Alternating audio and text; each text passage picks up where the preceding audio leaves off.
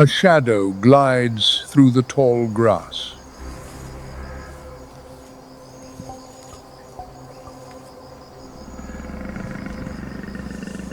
Not a sound, not a trace.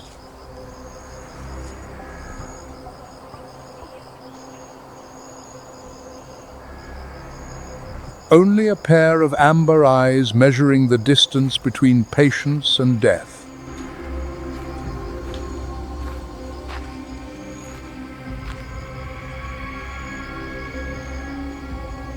The leopard.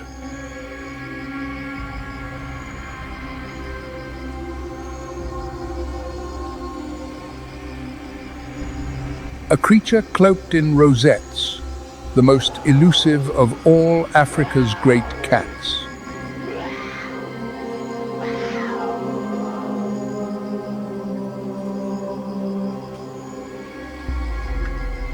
But this phantom of the night is not the only sovereign of the land called Kenya.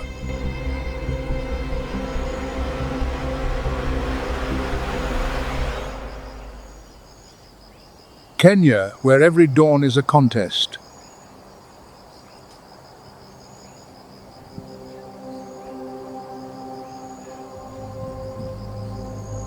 Where the boundless grasslands of the Masai Mara merge with the still alkaline shores of Lake Nakuru.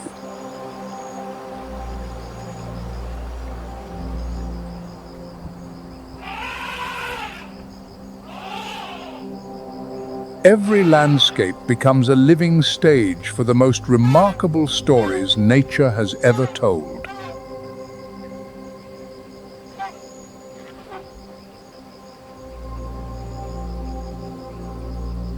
From the sun-baked plains of Samburu in the north to the foot of Kilimanjaro in the south, this is a land where every creature carries within it a story.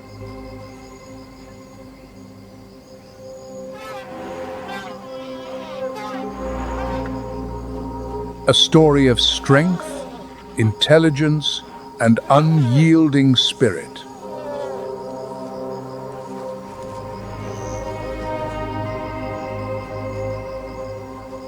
Welcome to Nature's Moments, where we explore the greatest wonders the natural world has to offer.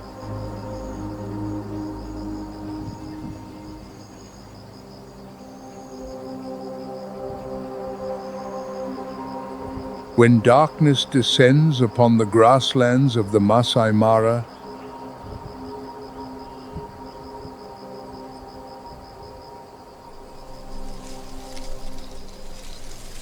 the eerie call of one of Africa's most misunderstood predators pierces the night, the spotted hyena.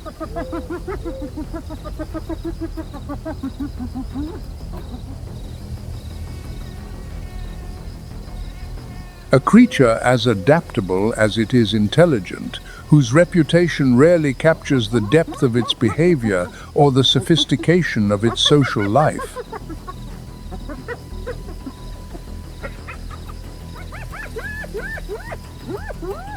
Contrary to popular belief, spotted hyenas are far more than scavengers.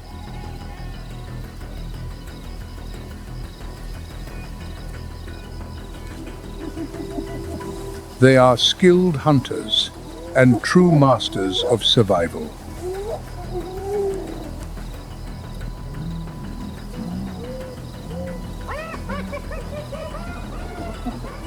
They live in tightly structured clans, led by a dominant female, the matriarch.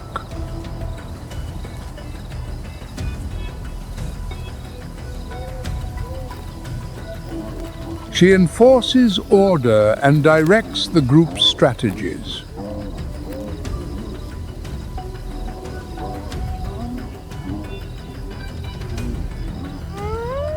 Some clans number over 80 members, each with a defined role within the community.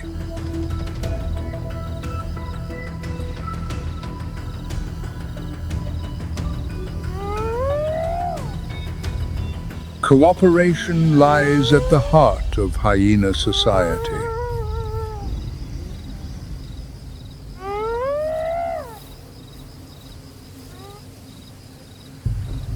Mutual grooming, playful cub interactions, and constant communication strengthen the bonds between members.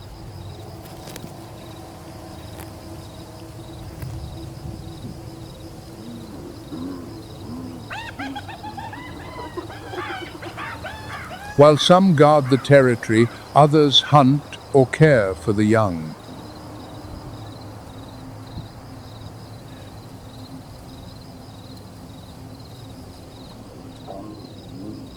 The division of labor is impressively systematic.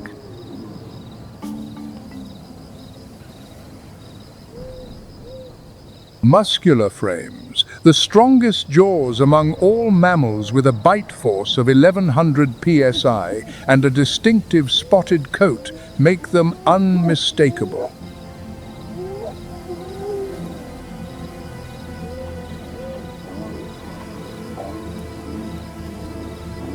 Forelegs longer than hind legs create their characteristic sloping posture.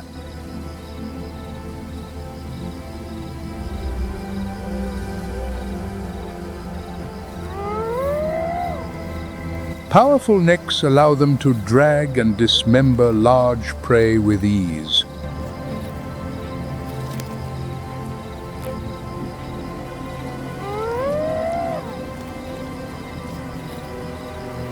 Though often associated with scavenging, spotted hyenas are exceptional hunters.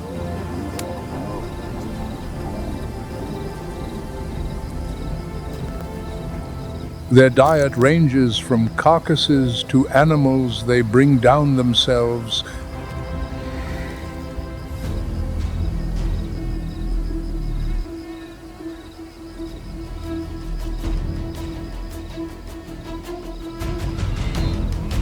Working in teams, they can overpower large herbivores such as wildebeest or zebras, and even young buffalo, displaying impressive coordination and persistence.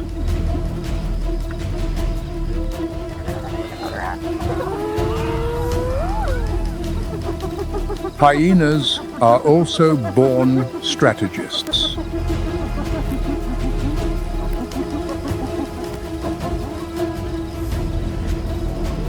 They know when to strike and when to wait, ready to challenge lions, yet wise enough to know when to retreat.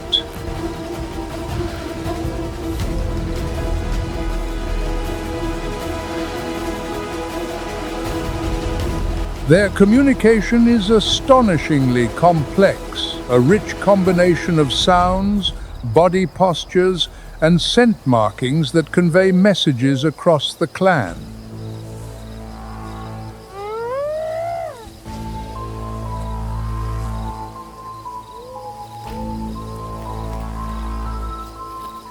Their infamous laugh is not amusement. It is language of alarm, frustration, or social ranking.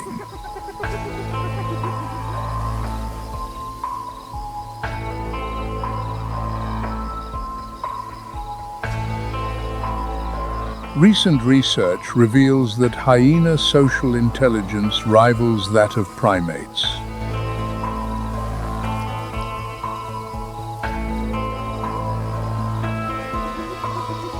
They solve problems collectively, recognize individuals by voice, and remember allies for years.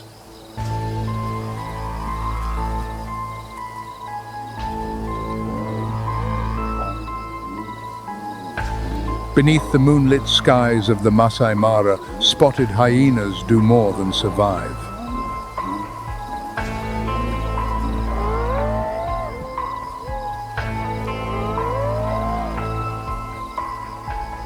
They rule the night with cunning, strength, and formidable intelligence.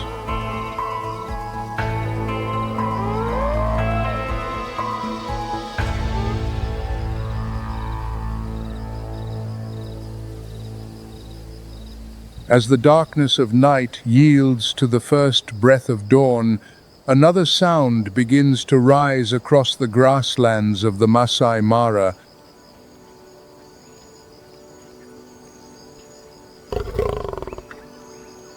The deep, resonant roar of the African lion.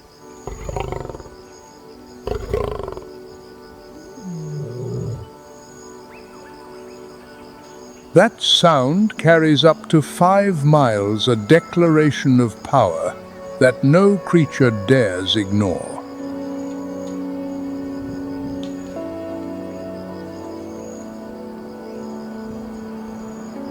Lions are the only cats that live in social groups.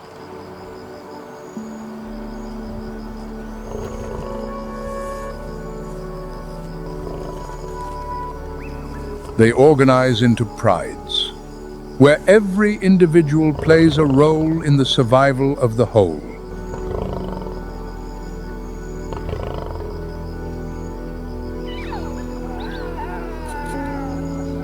A typical pride consists of several lionesses, their cubs, and a coalition of dominant males.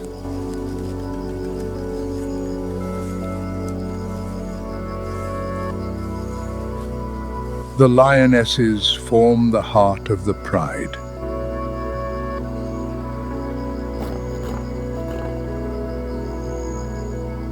Their unity is forged through mutual grooming, coordinated hunts, and the shared duty of raising the next generation.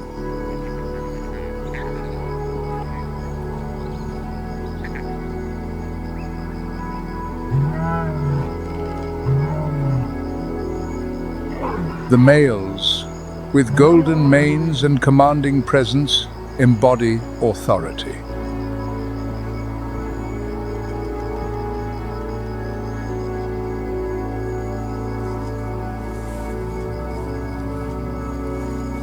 They patrol their territory without rest, marking boundaries with scent, ever vigilant against intruders.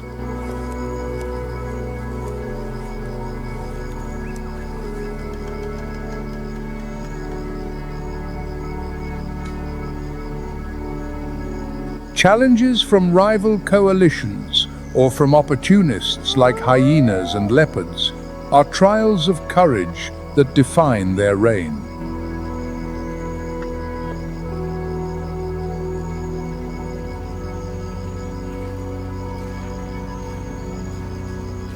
While the males guard the borders, the lionesses are the true strategic minds.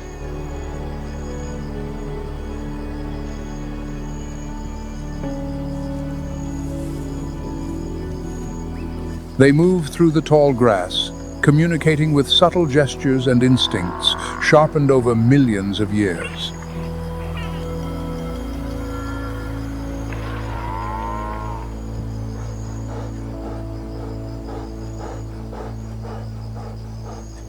Their patience is unmatched. They wait for the perfect moment to strike.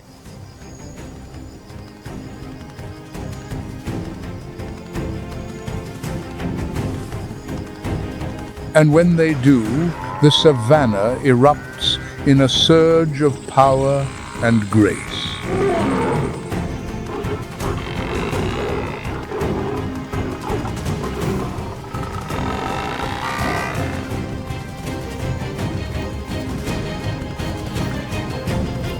When the hunt succeeds, the feast is shared among all, a reminder that in this world, cooperation is the key to survival.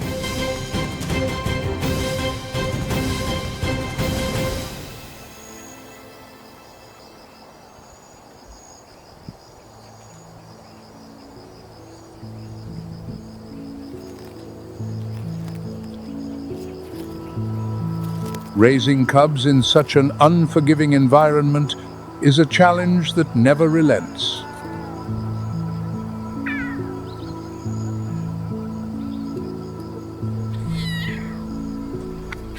The lionesses share the duties of nursing, protecting, and teaching.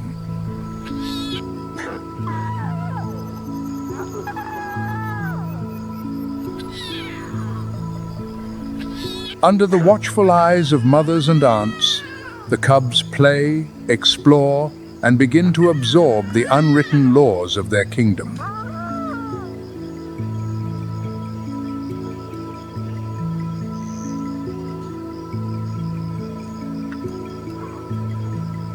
how to move unseen, how to sense danger, and how to understand the hierarchy that governs their lives.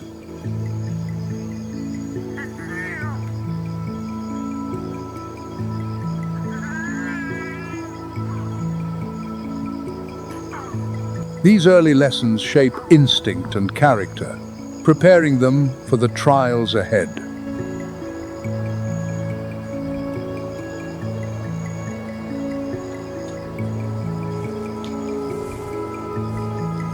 When they mature, the young males are eventually driven from the pride to forge their own path.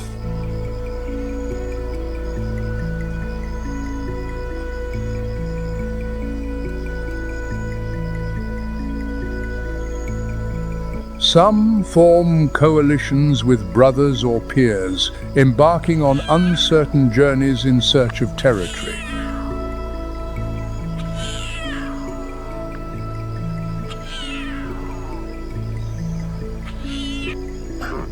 Only the strongest and most cunning will one day claim a pride of their own, ensuring that the ancient cycle of challenge and legacy endures.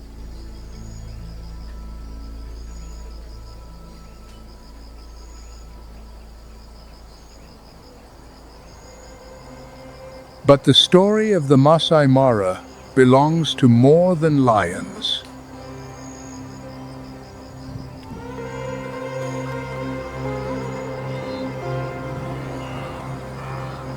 Each year, this savannah becomes the beating heart of one of the planet's greatest spectacles, the Great Migration.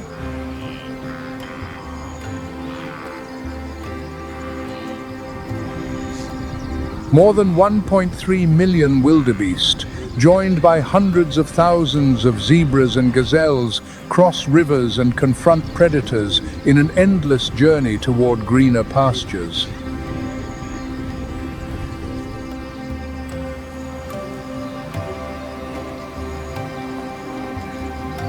Along the banks of the Mara River, a vast congregation of wildebeest and zebras gathers.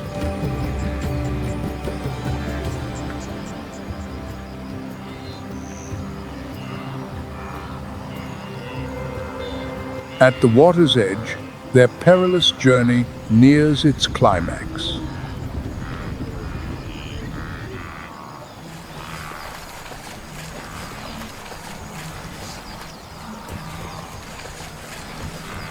One by one, they begin sliding toward the bank.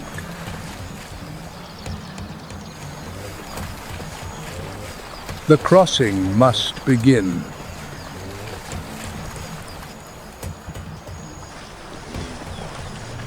The current is fierce, but retreat is not an option.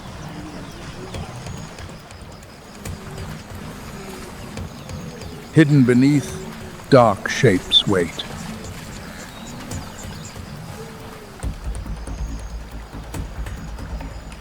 Nile crocodiles, ancient predators, armored by hundreds of millions of years of evolution.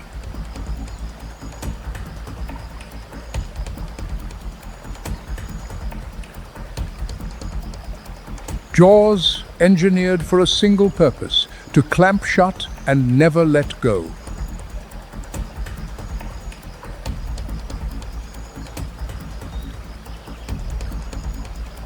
Bodies stretching up to 16 feet. These are the undisputed rulers of the river. During migration season, the Mara becomes their hunting ground.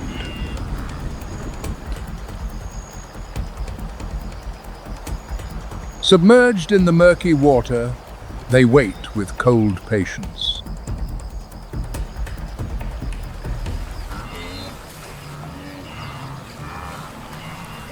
And when prey plunges into the water, the crocodile erupts from below.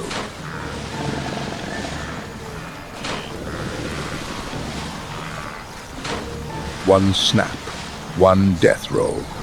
It's over in an instant.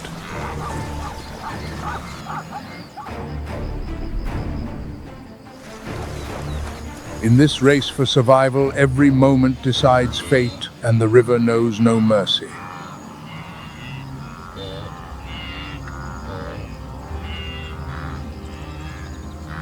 Not all will make it across, but the herd presses forward, driven by instinct and the promise of life on the other side.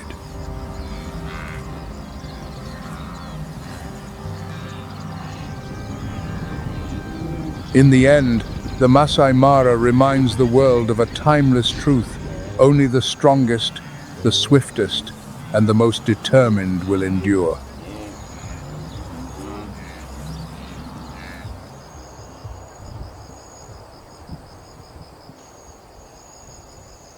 Along the winding course of the Mara River, tranquility often hides beneath the surface.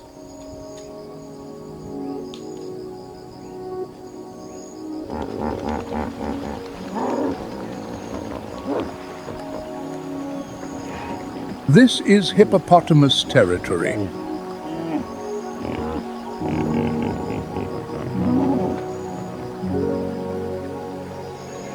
Where calm waters can turn into zones of tension and dominance in an instant.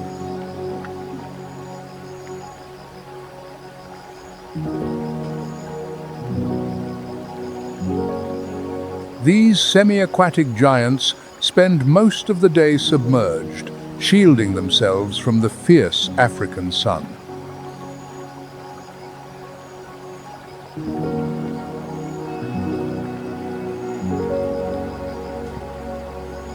Eyes, ears, and nostrils positioned atop their massive heads allow them to remain nearly invisible underwater while staying alert to everything around them.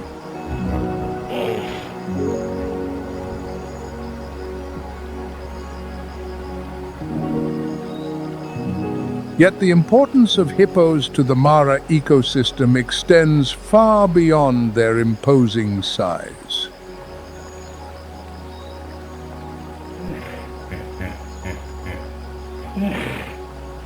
Each night, as darkness falls, hippos emerge from the water and move into the surrounding grasslands.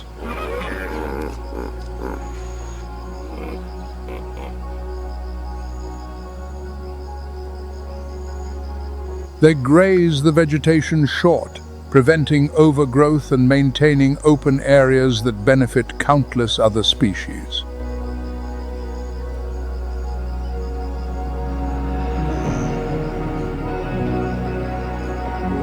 Their nutrient-rich dung acts as natural fertilizer, nourishing both soil and water, sustaining a fragile chain of life from tiny aquatic organisms to the large herbivores that depend on these plains.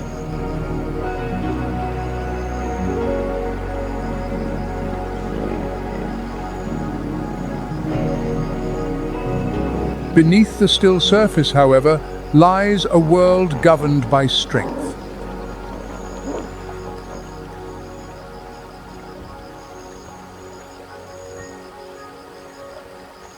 Hippos are fiercely territorial, particularly the dominant males.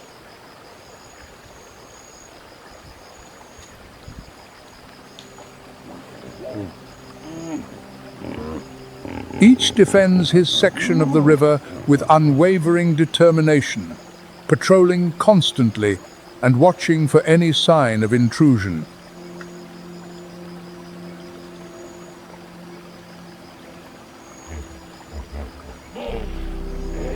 When a rival dares to cross the line, confrontation becomes inevitable, a dramatic display of power in the heart of Africa's wild waterways.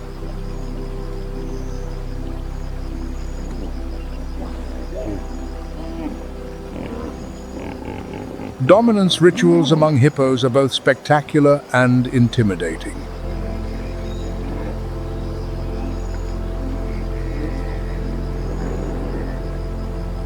With jaws wide open, the males reveal their massive tusks, some stretching up to 20 inches.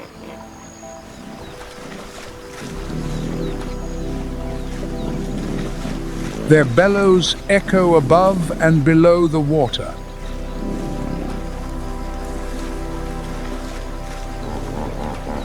In seconds, calm waters erupt into crashing waves, swirling foam, and raw, unleashed power.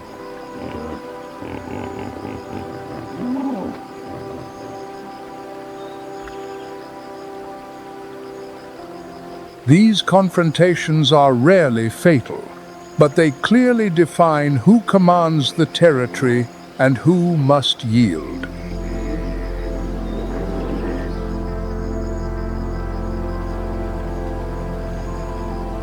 Such is life in the realm of the hippopotamus, a precarious balance between serenity and conflict, where stillness can become thunder in the blink of an eye.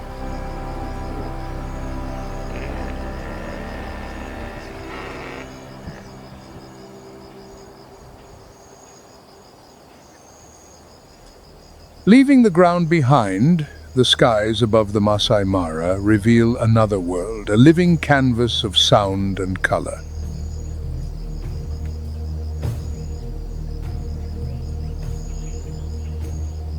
Dawn does not merely wake the predators.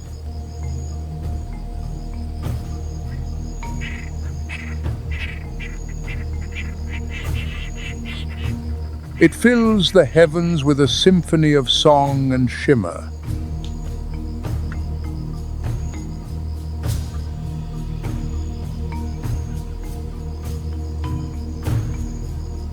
Among the acacia branches, a flash of iridescent light reveals a winged jewel, the lilac-breasted roller.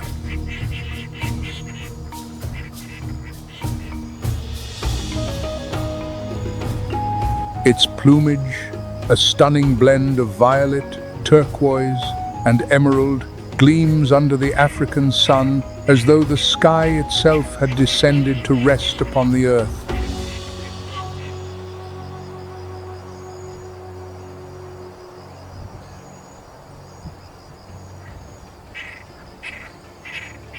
Watchful and precise, it perches high, waiting for the faintest stir.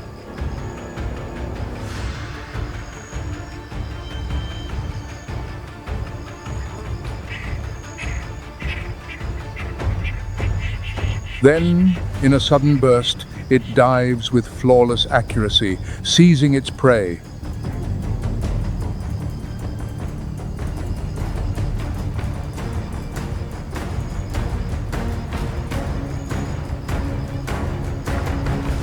Its diet is remarkably varied, ranging from large insects like beetles and grasshoppers to small lizards and even young snakes.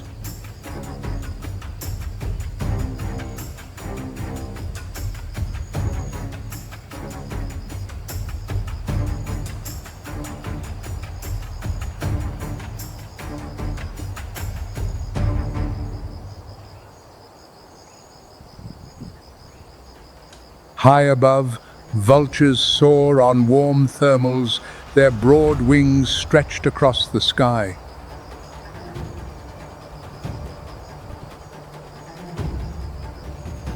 They are the silent custodians of the wild nature's own sanitation crew.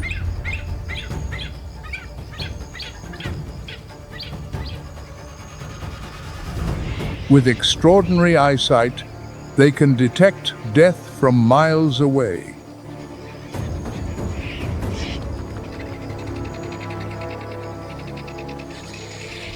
Their powerful stomach acids destroy harmful bacteria and toxins, preventing disease from spreading.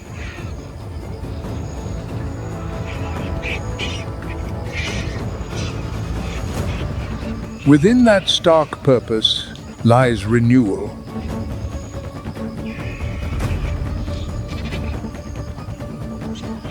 The unbroken cycle of life, sustained through death.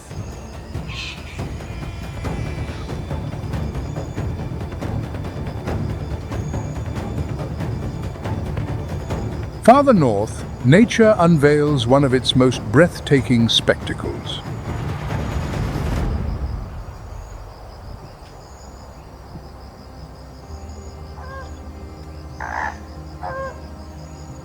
Along Kenya's alkaline lakes, Nakuru, Bogoria, and Magadi, the horizon transforms into a living sea of pink.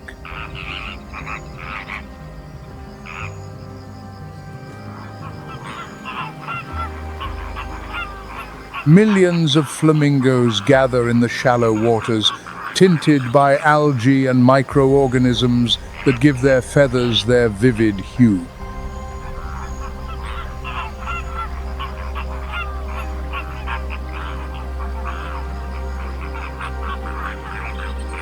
Under the blazing sun, the shores shimmer as though the world itself were aflame in shades of rose and crimson.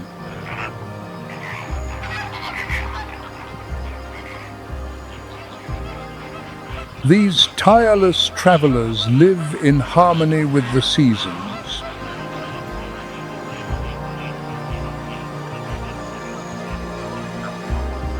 Following the rains, flamingos migrate according to water levels and food supply.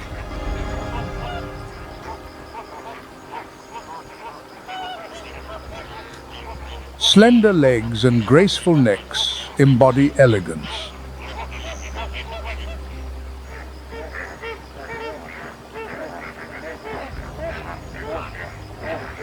Their uniquely shaped beaks filter food from the mud with astonishing precision.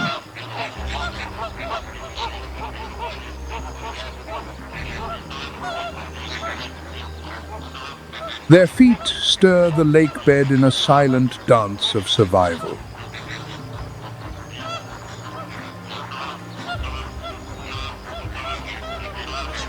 The life of a flamingo is a story of endurance and motion.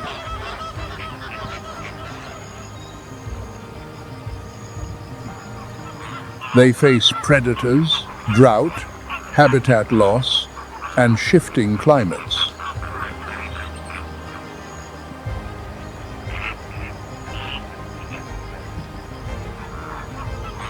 Yet their tenacity mirrors the indomitable spirit of Africa itself.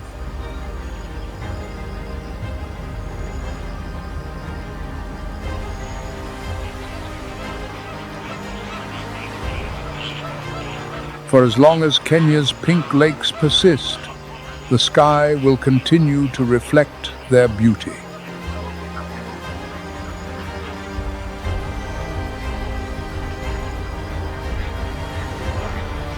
A living symbol of hope, painted by wings that turn the air into poetry.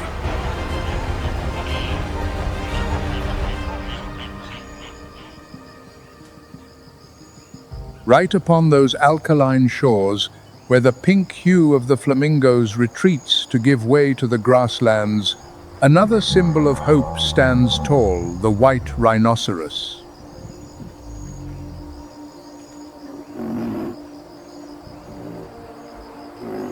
Prehistoric giants that seem sculpted by time itself, with thick armor-like skin and impressive horns.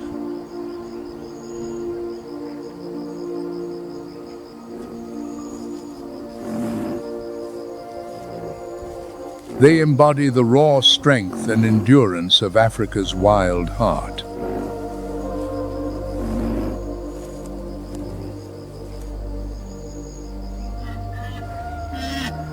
At first glance, their massive frames and deliberate gait evoke sheer power.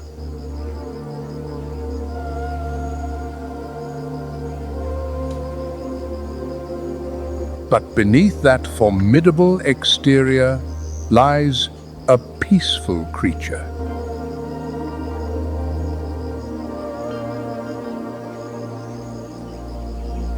Guided by calm instincts and a natural sense of balance.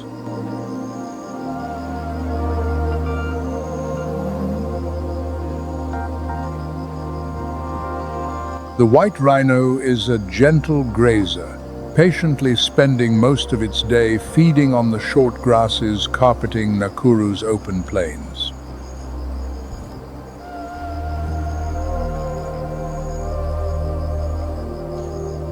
Its broad, square-shaped mouth is perfectly adapted for trimming grass close to the ground.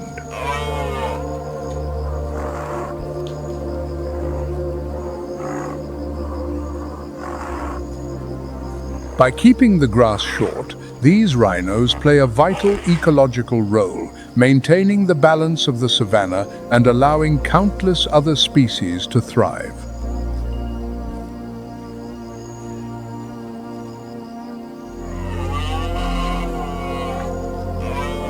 Unlike its more solitary cousin, the black rhino, the white rhino is a social animal.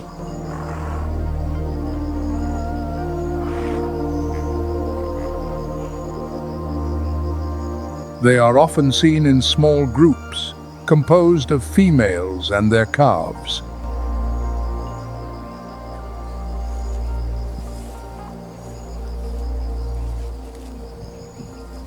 Mature males are fiercely territorial, marking their domains with dung mounds and scent.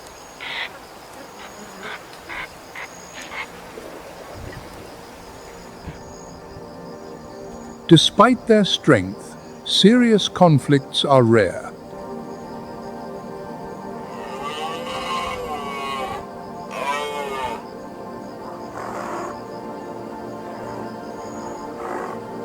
Confrontations are most often resolved through warnings rather than violence.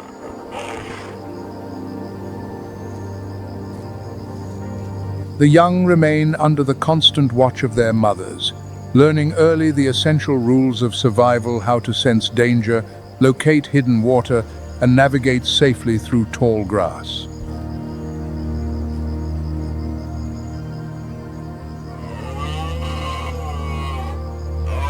For the first 3 years, the bond between mother and calf is unbreakable, a relationship of tenderness, protection, and discipline.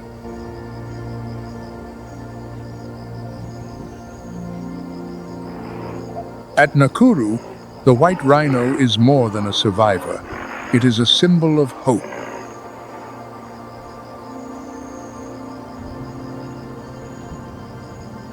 The park has become a vital sanctuary for their recovery, thanks to strict protection measures and round-the-clock patrols.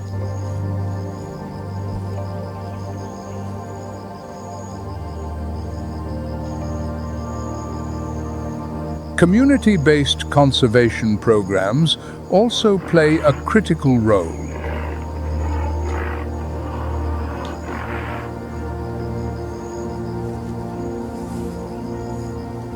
These combined efforts have allowed white rhino populations to stabilize, rewriting what was once a story of near extinction into one of resilience and renewal.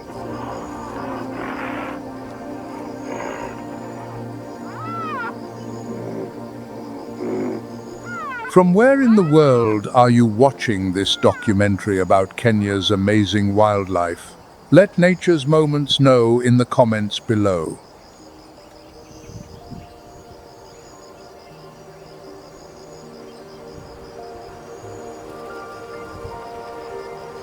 But life within the lakes of the Great Rift Valley does not unfold on land alone.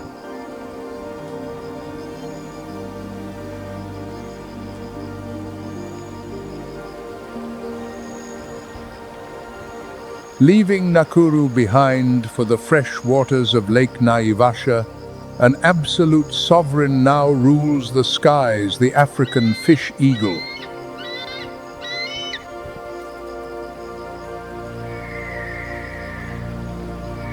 Spanning more than 54 square miles, this shimmering lake, fringed by papyrus reeds and acacia forests, shelters a thriving avian ecosystem.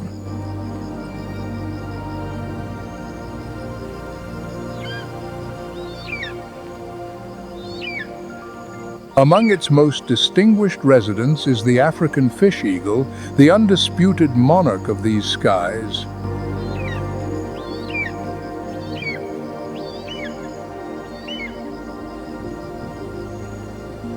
With a wingspan exceeding 6.5 feet and striking plumage of white, chestnut, and black, its very presence commands admiration.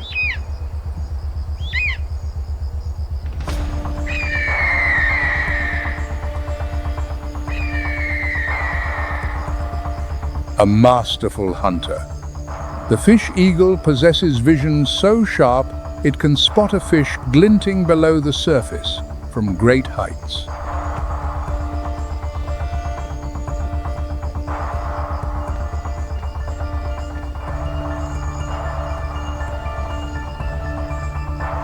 With powerful precision, it dives swiftly, talons extended to seize its prey, a perfect embodiment of nature's strength and design.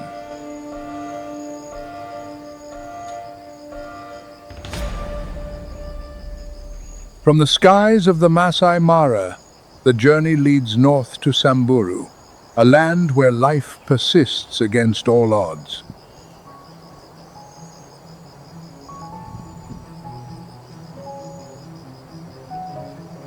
Across sun-scorched plains, rocky hills, and thorny acacia trees, every creature fights to survive in an unforgiving wilderness.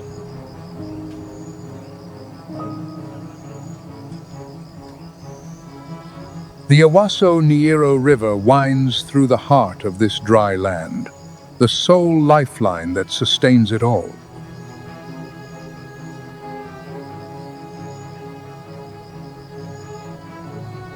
Born from the slopes of Mount Kenya, its russet waters carry life to a place where death seems to hold the advantage.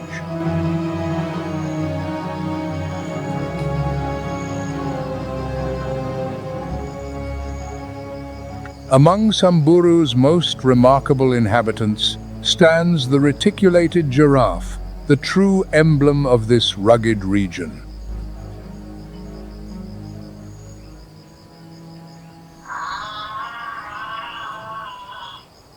Its coat, patterned with a delicate network of white lines over a rich orange-brown ground, looks as if painted by nature's own hand.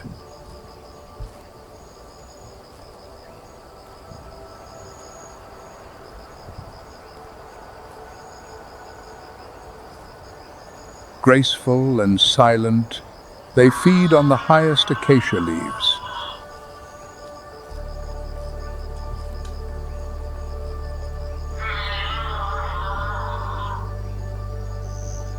A prehensile tongue measuring up to 18 inches, dark blue-black to resist sunburn.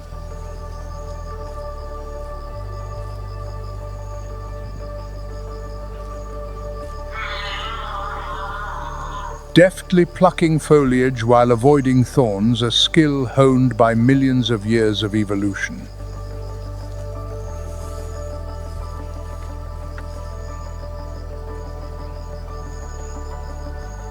Calm and social by nature, reticulated giraffes live in loose herds, where mothers guard their young with absolute vigilance.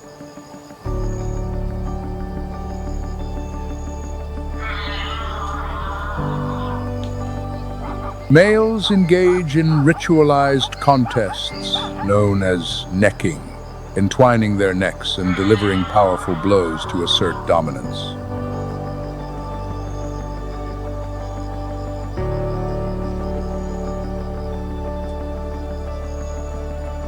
A display where apparent elegance conceals astonishing strength.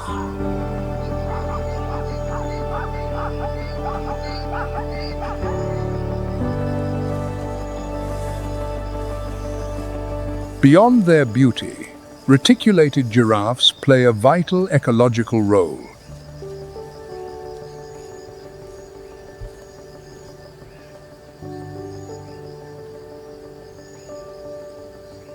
By pruning the acacias, they stimulate new growth, keeping the savannah diverse.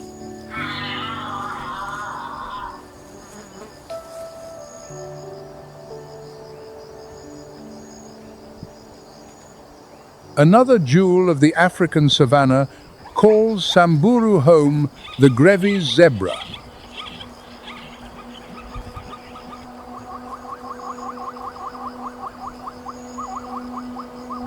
Its coat, a masterpiece of fine black stripes over a pure white background, paired with large rounded ears, sets it apart from all other zebras.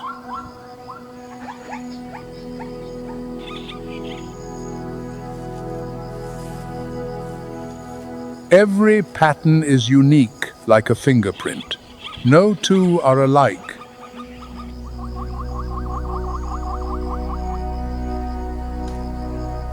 Perfectly adapted to arid ecosystems, the grevy's zebra has developed specialized grazing habits and social structures to thrive where water and food are scarce.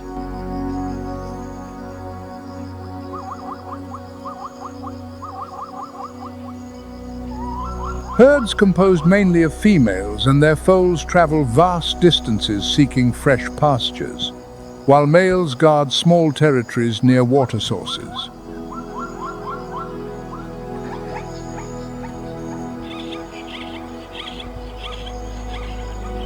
But behind that beauty lies a troubling truth.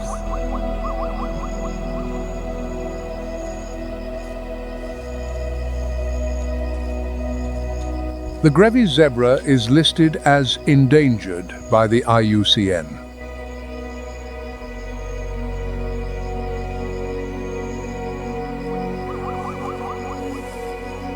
Only about 3,000 individuals remain worldwide, over 90% of them in northern Kenya.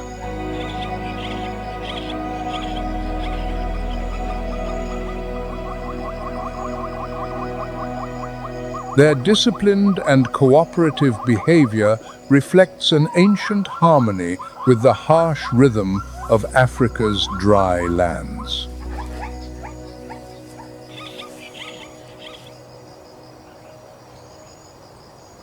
In the dense thickets surrounding Lake Bogoria, one of East Africa's most elusive creatures moves like a whisper, the greater kudu.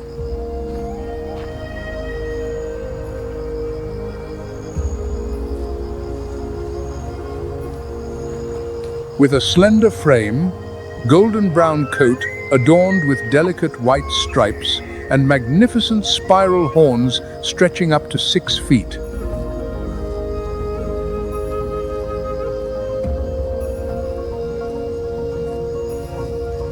It stands as one of the continent's most graceful and admired antelopes.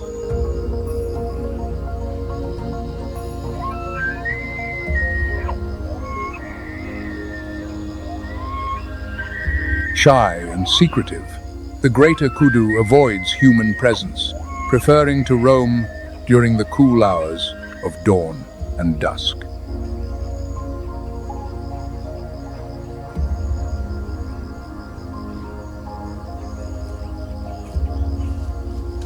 It feeds on leaves, shoots, and wild fruits, using its long neck and nimble tongue to reach high branches.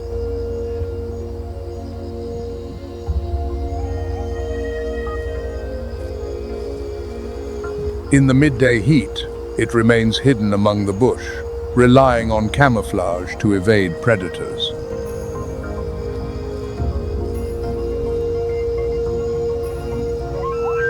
Solitary males join females only during the breeding season.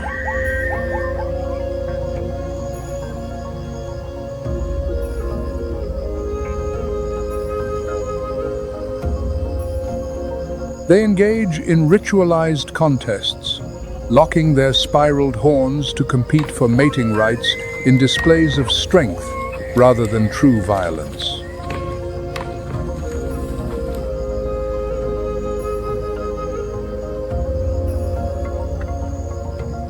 The females, smaller and hornless, devote themselves to caring for their calves, keeping them hidden in the undergrowth until they are strong enough to move with the herd.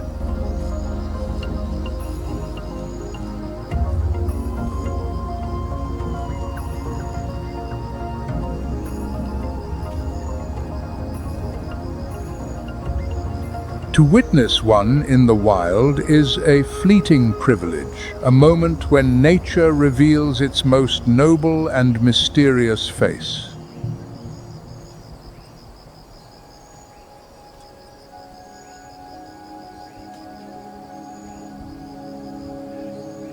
From the arid reaches of Samburu, the journey carries us south to a world entirely different.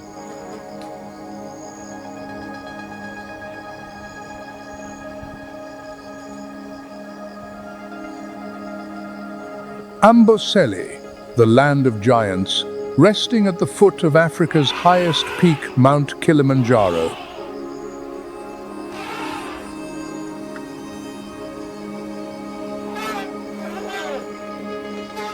The elephants of Amboseli live within tightly knit family units, led by a matriarch, the oldest and wisest female of the herd.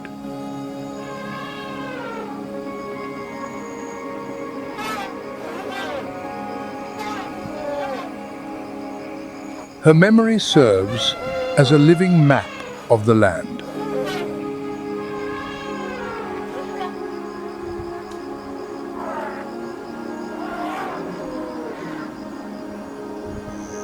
She recalls ancient routes, watering holes, and hidden food sources across decades.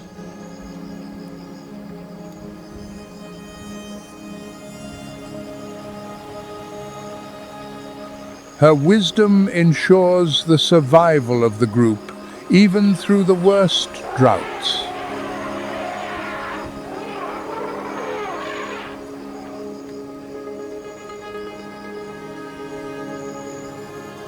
Within the herd, social bonds run deep and enduring.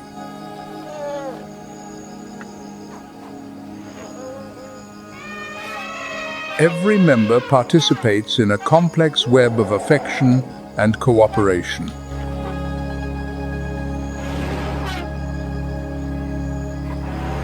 Elephants greet each other by touching trunks, communicate through low-frequency rumbles beyond human hearing.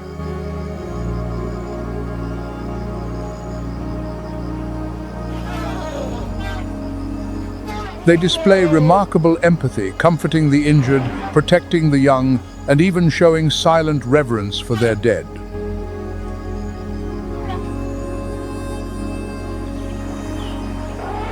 Their days revolve around the eternal quest for water and food.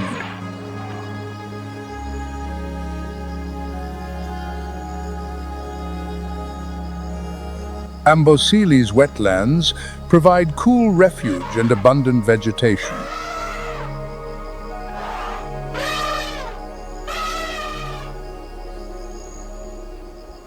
Using their trunks, nature's most versatile tool, elephants pluck grass, spray dust, bathe, and play.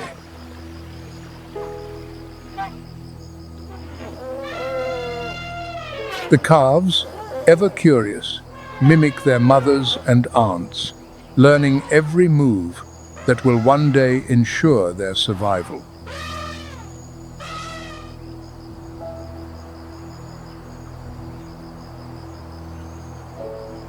Yet life in Amboseli is not without its challenges.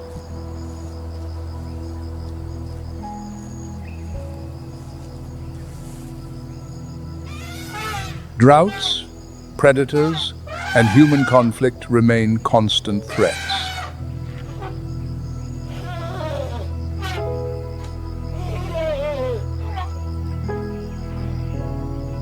Still, under the matriarch's wise leadership, the herd adapts and endures.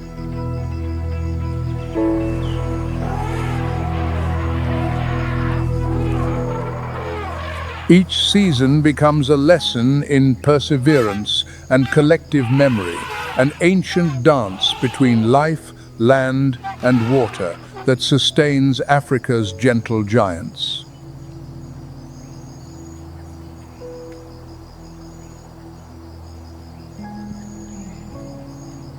More than 400 bird species inhabit Amboseli's vibrant ecosystem, each adding its own sound to the chorus of this land.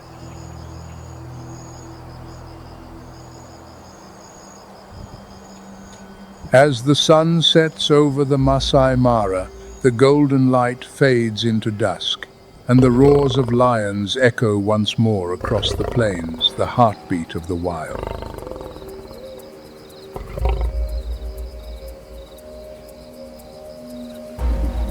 A timeless symphony of strength, family, and majesty that defines the untamed spirit of Africa.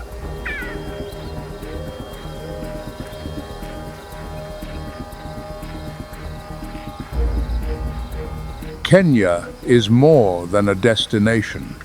It is an encounter with the planet's purest essence.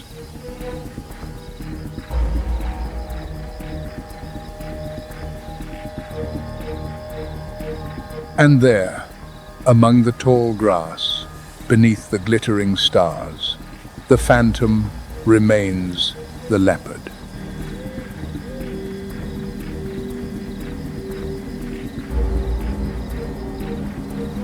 Still patient, still silent, still continuing its eternal dance between life and death, between dawn's first light and the last glow of dusk.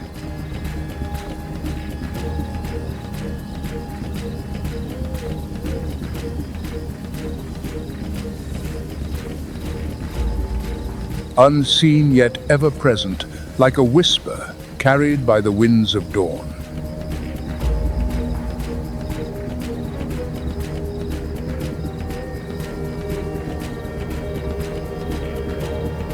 Thank you for joining Nature's Moments. The natural world still holds countless untold stories. We'll see you on the next journey.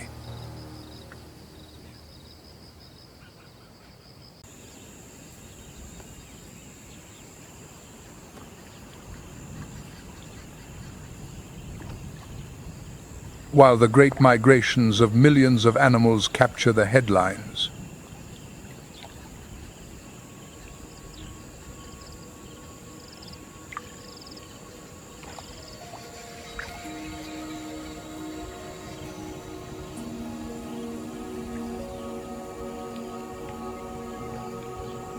smaller species silently undertake journeys no less significant.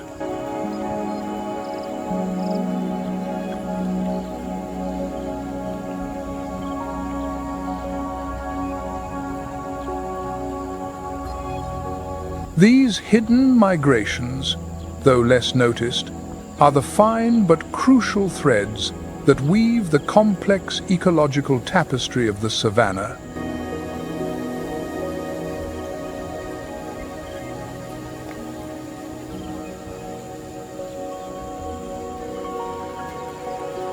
Small antelopes like the dik-dik or the steenbok begin their own migrations.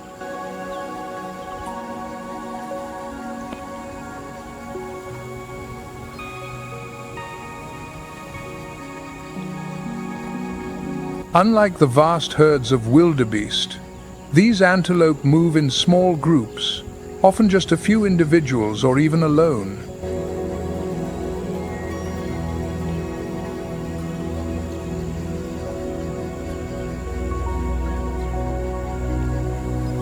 With their slender bodies, large, watchful eyes, and nimble legs,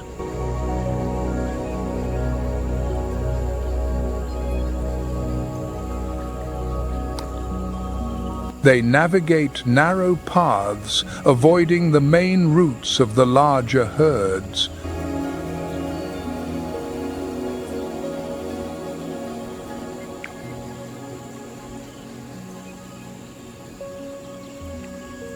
Their journeys may not span hundreds of miles, but they are fraught with danger, from stealthy leopards to sudden flash floods.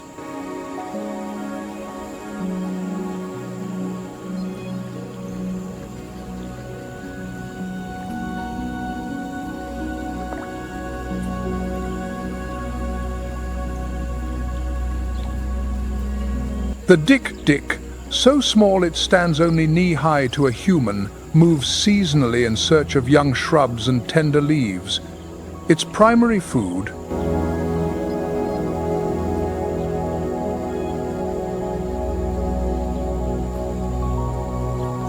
it does not need the vast grasslands of the wildebeest.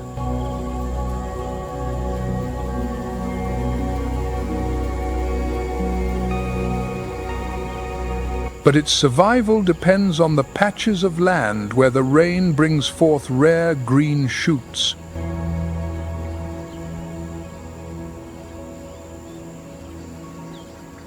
Their journey often takes place at night, when the darkness shields them from the eyes of predators.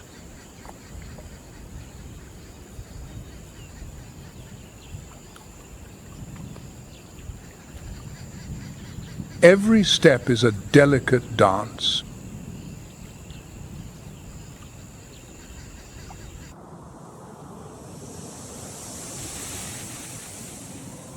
The Egyptian sand viper, a small but mysterious reptile, is a master of camouflage in the hot, sandy desert.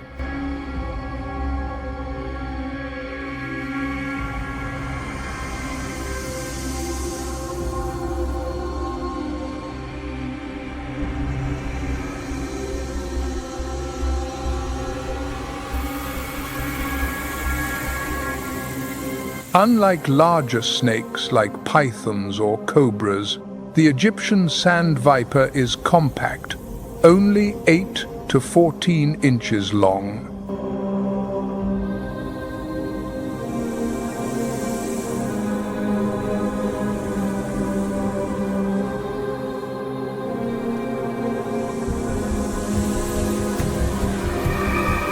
This snake does not undertake long migrations like the antelope, but survives by lying in wait, patiently ambushing its prey.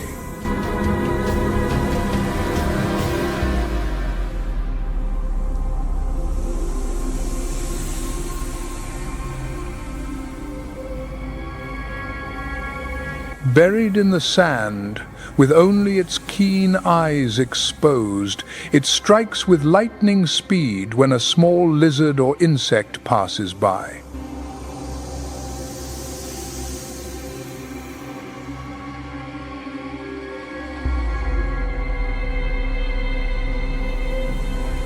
The sand viper's survival is a silent dance.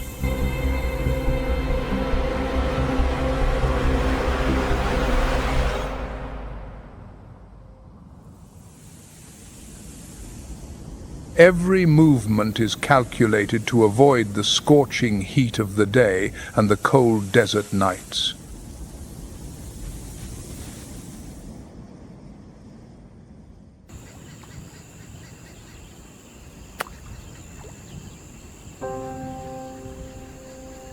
In the sky, where vultures circle and hawks soar, smaller water birds undertake migrations that often go unnoticed.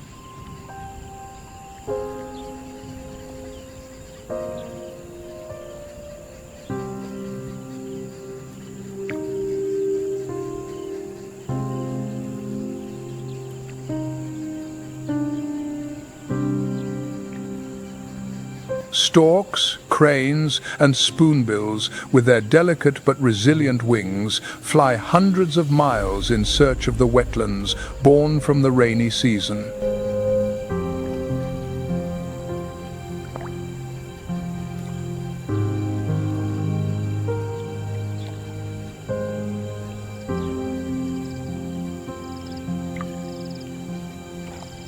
One notable water bird is the yellow-billed stork, with its pristine white plumage and long, slender legs.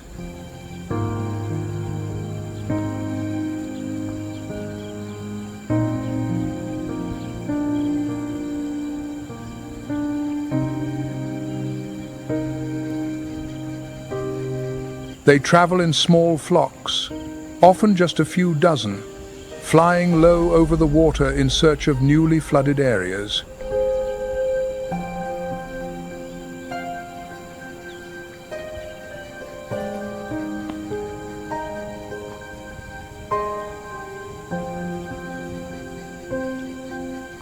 Their journey is not just for food, but for breeding.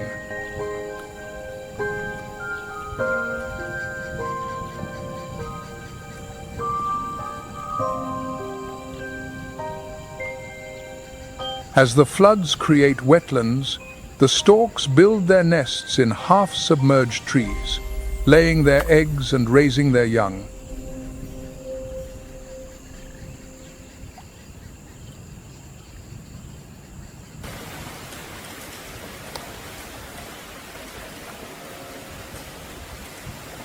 When the first rains revive the savannah, the giants of the wilderness begin their journey.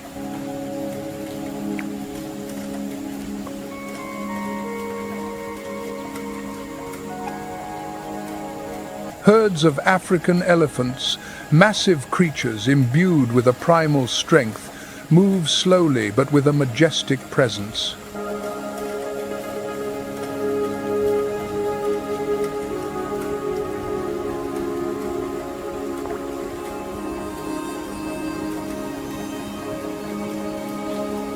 Leading the herd are the seasoned matriarchs, the keepers of generational memory.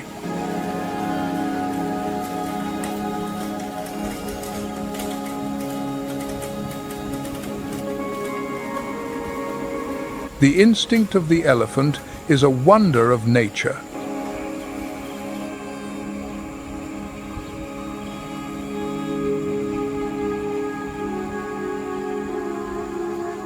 The matriarchs, often having lived for decades, carry a living map of the savannah within them.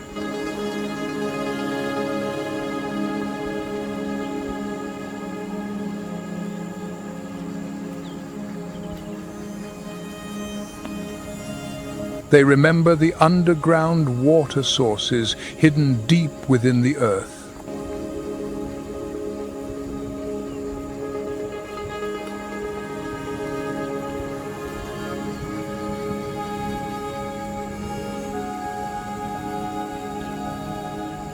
The winding paths through dense forests, and even the lands scorched by past droughts.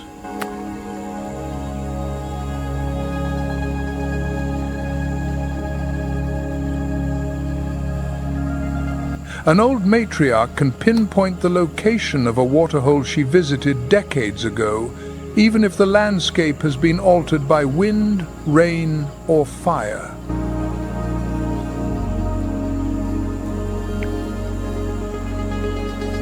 The elephant's journey is not just a search for food.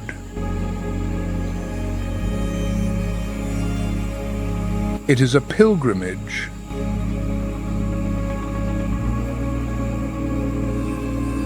Every step is a connection to their ancestors, to the land, and to life itself.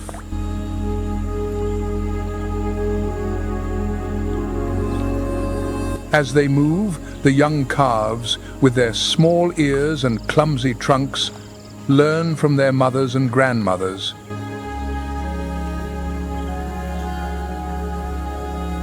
They watch how the elders use their trunks to sniff the air for signs of water.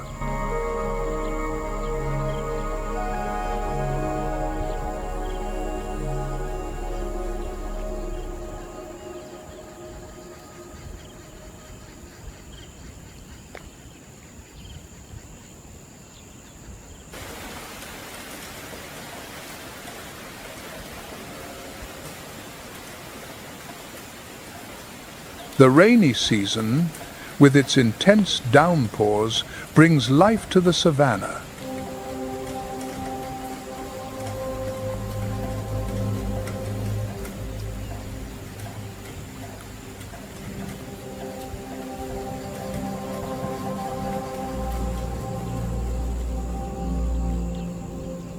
The arid grasslands now sprout lush green shoots, providing an abundant food source for elephants, wildebeest, and buffalo.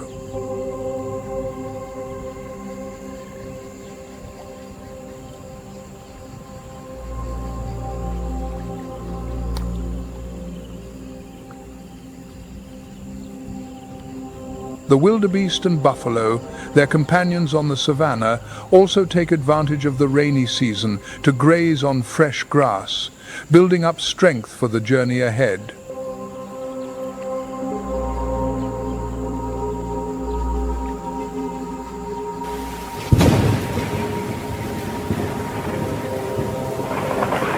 But the rain also brings danger.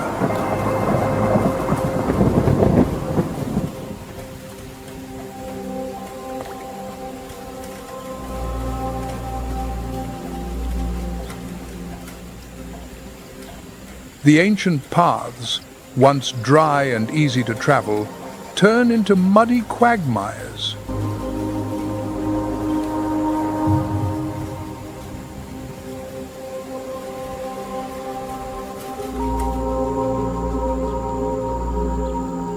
The rivers, mere trickles in the dry season, now roar with powerful currents, ready to sweep away any creature that dares to cross.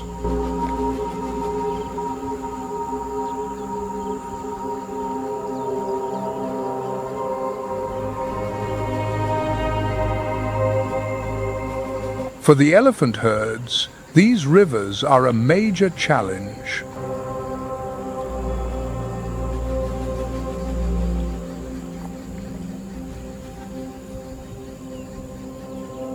The small calves cling to their mothers to avoid being carried away by the current.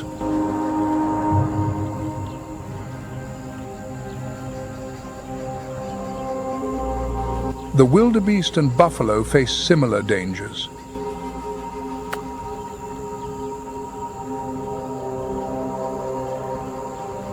The flooded grasslands slow their pace, making them vulnerable to predators.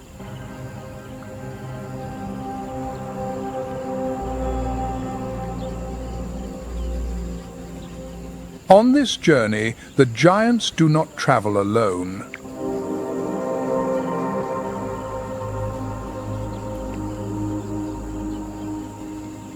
They carry with them their sentinels, their private guard.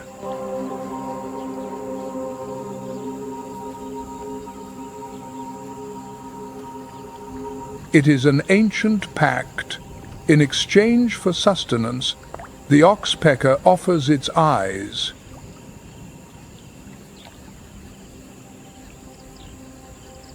A piercing cry is the price of passage, a signal that can mean the difference between life and a sudden, violent death.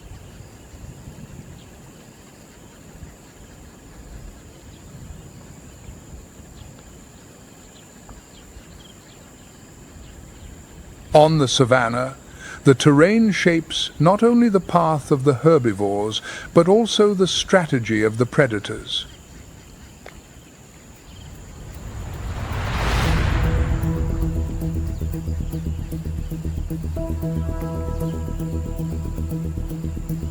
The lion, the king of the wild, understands this better than anyone.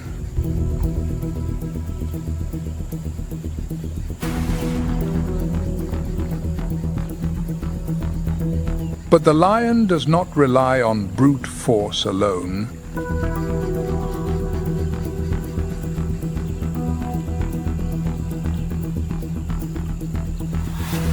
They are master strategists, using the landscape to turn narrow corridors into perfect traps.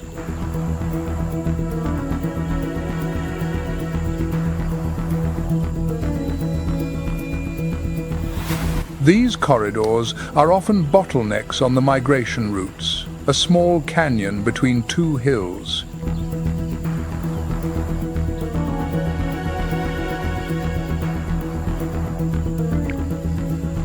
A narrow strip of land between rivers, or a grassland bordering a thicket.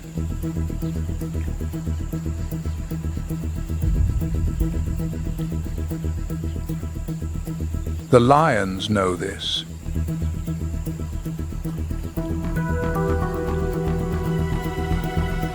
They lie hidden in the tall grass, their bodies blending with the golden hue of the savannah, their breathing slow but alert.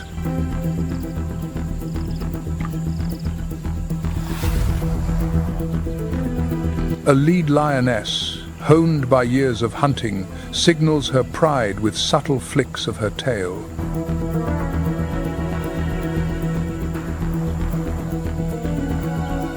The other lionesses, often her sisters or daughters, move into position.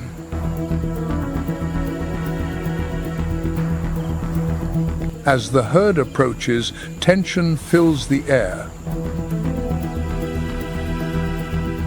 The thundering of hooves, the cries of lost young, and the smell of dust create a chaotic scene.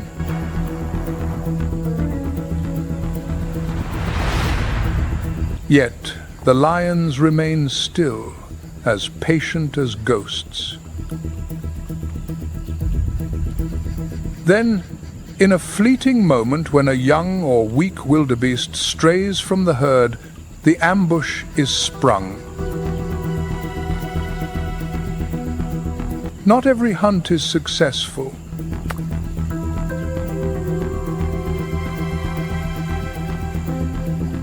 The wildebeest, though prey, are not easily defeated.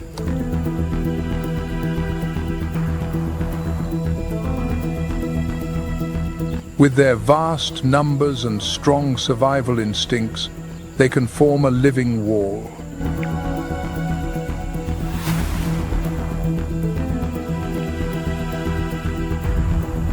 A young, inexperienced lion risks serious injury if it targets a healthy wildebeest.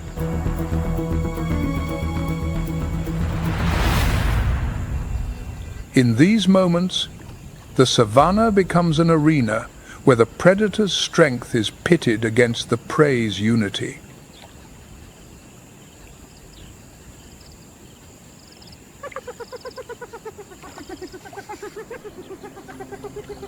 If the lion is a patient strategist, then the hyena is a relentless opportunist, with its eerie calls echoing in the night.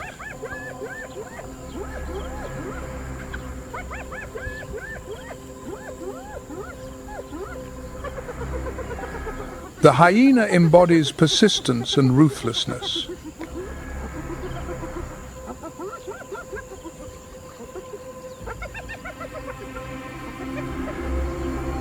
Lacking the overwhelming power of the lion, it compensates with fearsome intelligence and unparalleled stamina.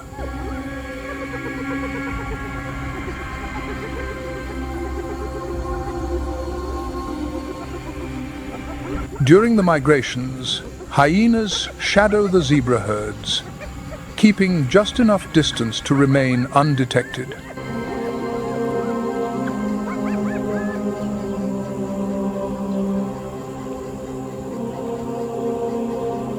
The zebras, with their striking black and white stripes, move in tight formations, protecting one another from danger.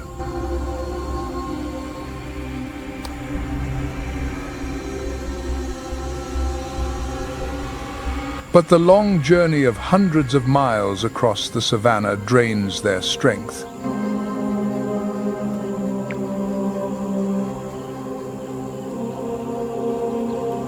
The young, the old, or the injured fall behind, becoming prime targets.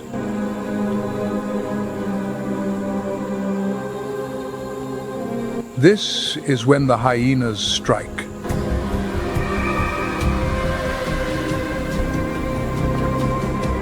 Unlike the lion, the hyena rarely attacks a healthy herd head-on. Instead, it waits patiently. Hyenas are not just predators.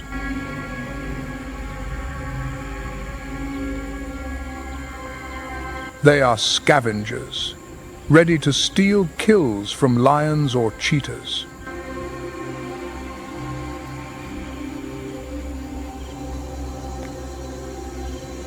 A pack of hyenas, with their superior numbers, can force a lone lion to abandon its prey.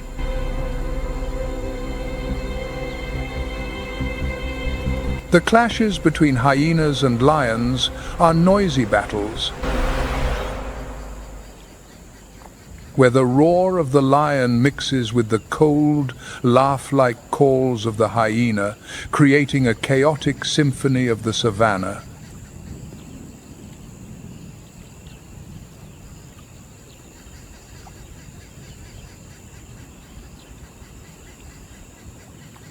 On the savannah, every ambush is a battle for survival, where speed, stamina, and strategy determine who lives and who falls.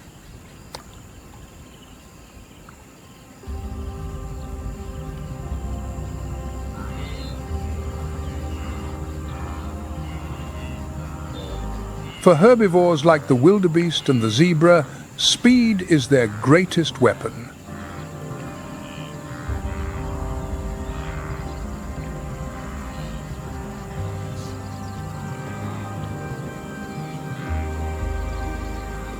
A wildebeest can reach speeds of up to 50 miles per hour in seconds.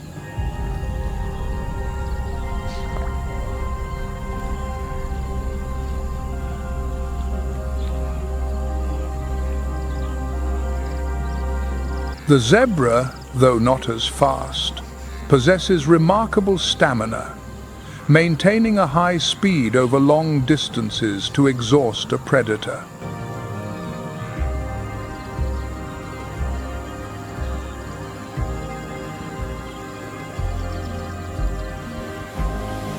But speed alone is not always enough.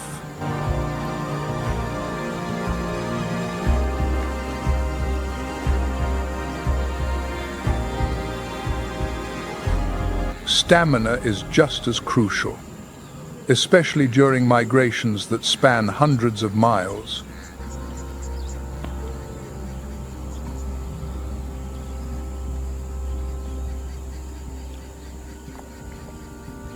Conversely, predators also need stamina to keep up with their prey.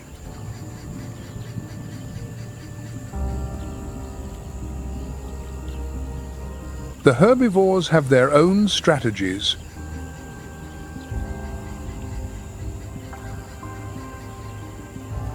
Wildebeest move in large herds, creating a chaos that makes it difficult for a predator to single out a target.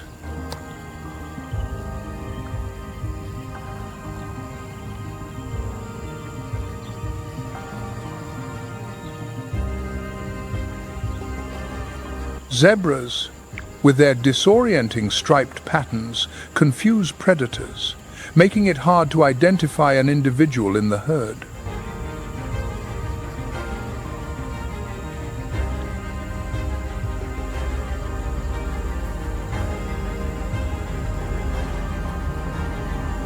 A wildebeest might pretend to run slowly to draw out a predator, then suddenly bolt.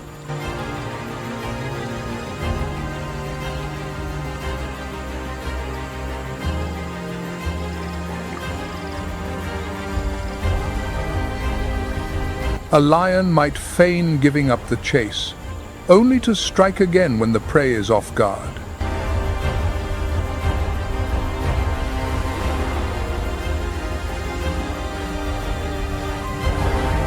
In these ambushes, there are no true winners or losers.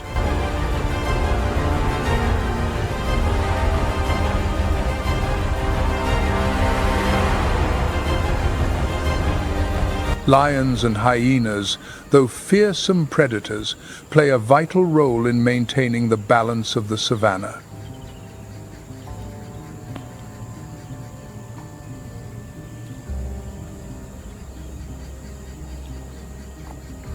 By culling the weak, the old, or the sick, they ensure that only the fittest individuals survive to pass on their genes.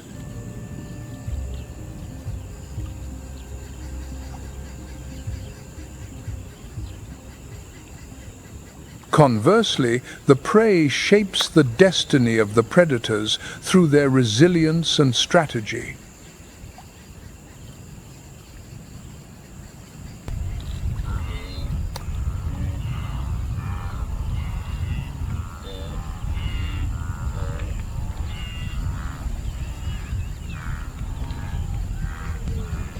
On the African savannah, where life and death are intertwined in every breath, nature is not just a stage, but a formidable opponent.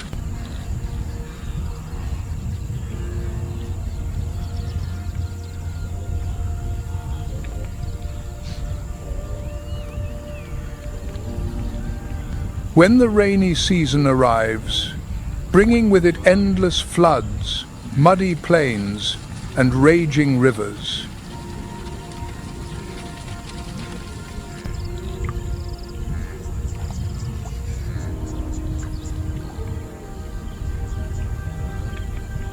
The migration of millions of wildebeest, zebras, and buffalo becomes a brutal battle against the elements.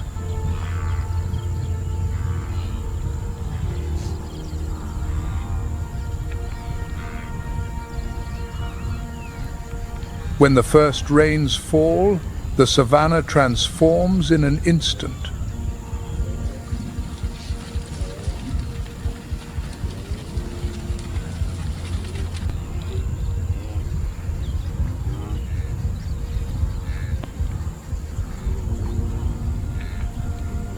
The arid grasslands, once scorched by the dry season's sun, are now submerged in water.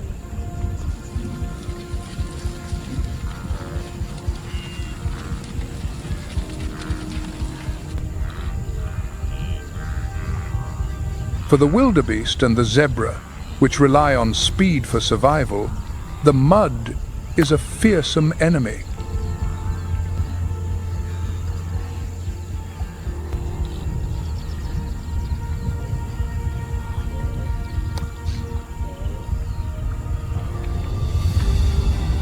Their slender legs, designed for sprinting across the plains, sink deep into the thick mud, slowing them down.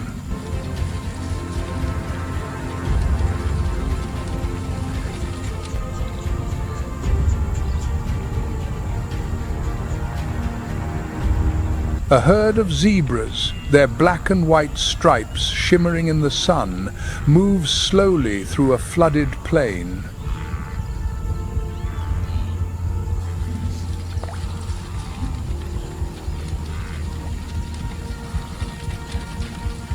The young foals, with their weak legs, stumble in the knee-deep mud.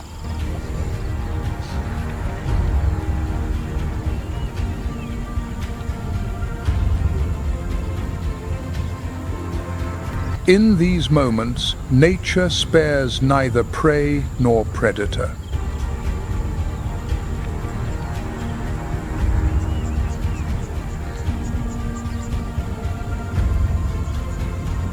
All must face the brutality of the land.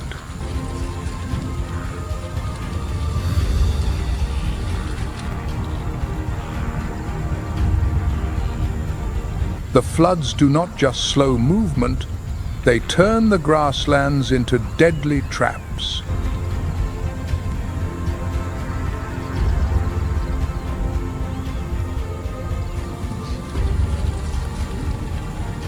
The low-lying areas where rainwater collects into temporary lakes become invisible snares.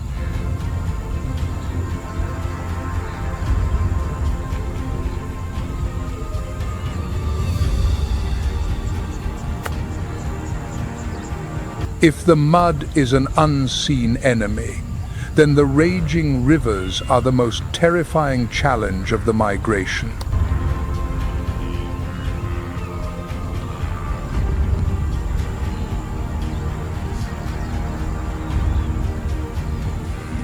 Rivers like the Mara, the Grumeti, or the Chobe, mere trickles in the dry season, become roaring beasts in the rainy season.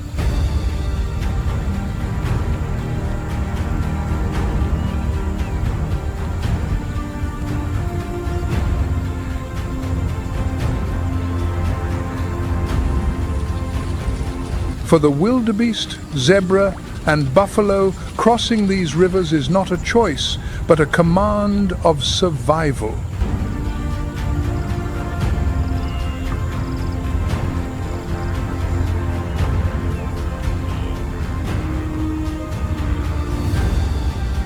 When a herd of wildebeest, numbering in the tens of thousands, gathers on the banks of the Mara River, the air becomes thick with tension.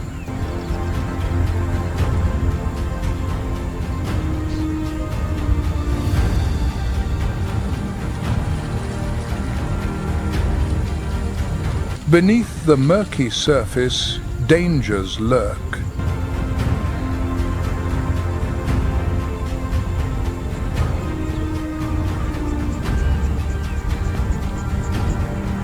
The roar of the rushing water mixes with the cries of the young wildebeest, creating a chaotic symphony of life.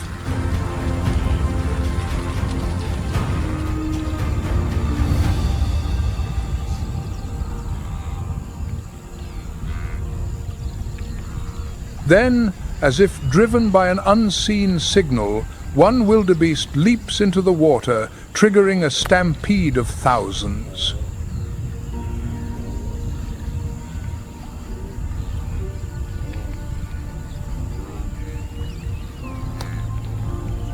But the river is merciless.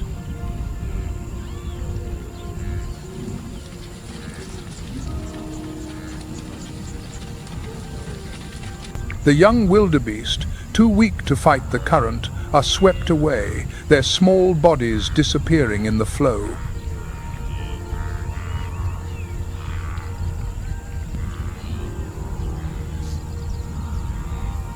The zebras, with their incredible stamina, try to swim across, but even they cannot always defy the power of nature.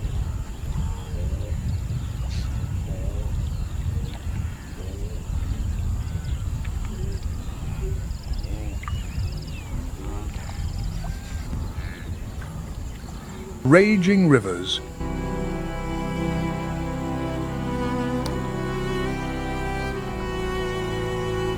Is part of an endless cycle of life and death.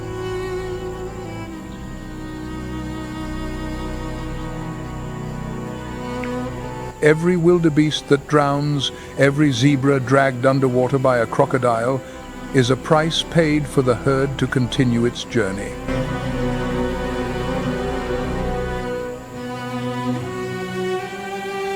But death is not an end.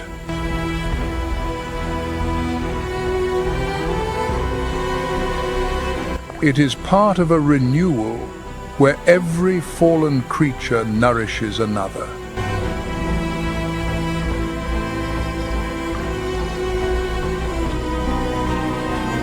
In the harshness of nature, every loss is part of a larger tapestry.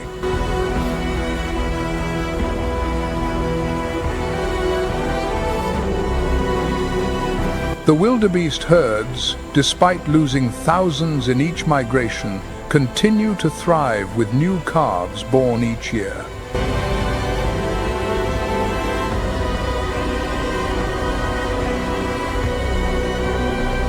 Above all, the savannah lives, breathes, and tells its story through every drop of rain, every river, and every footstep of the creatures that call it home.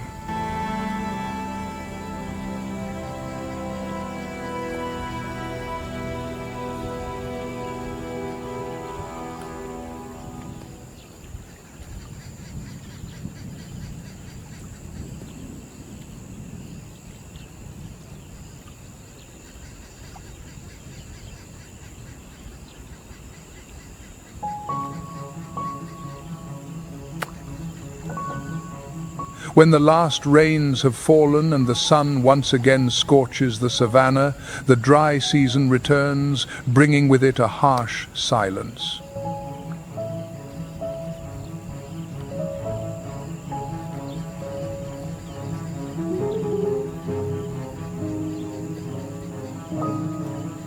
The lush grasslands turn yellow and brittle.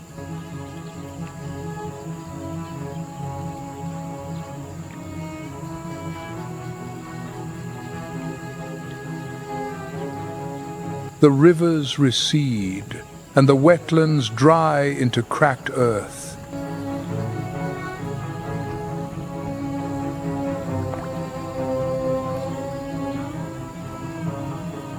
Yet, even in this harshness, the savannah never stops moving.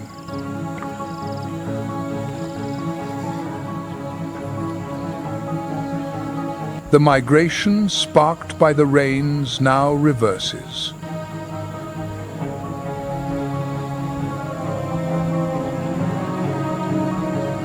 The wildebeest, zebra, and buffalo return to their lands, awaiting the next rainy season.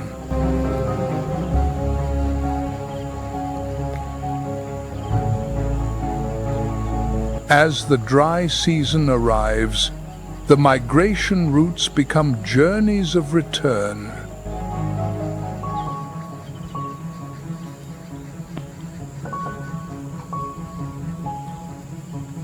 The wildebeest, having left the Serengeti for the Masai Mara, now head back, guided by instincts honed over millions of years.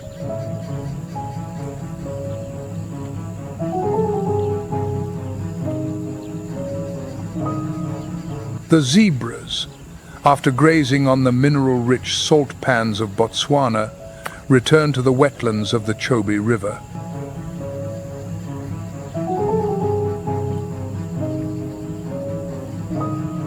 The African elephants, with their remarkable memory, lead their herds back to the arid lands in search of hidden underground water sources.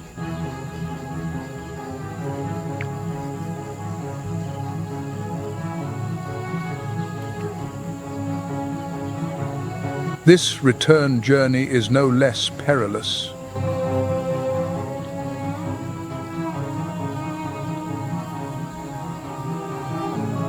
Without the floods or the raging rivers, the dry season brings new challenges.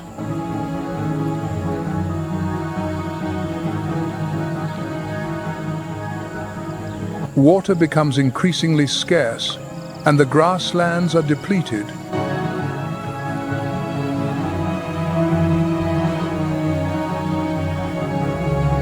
The weak, old or young, who survived the rainy season now face the culling of the dry season.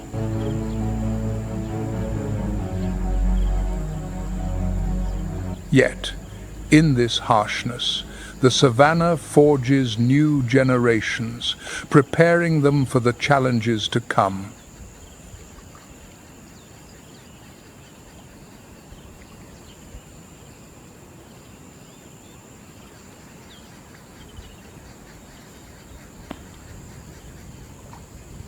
When the dry season arrives, a miracle takes place: the birth of new generations.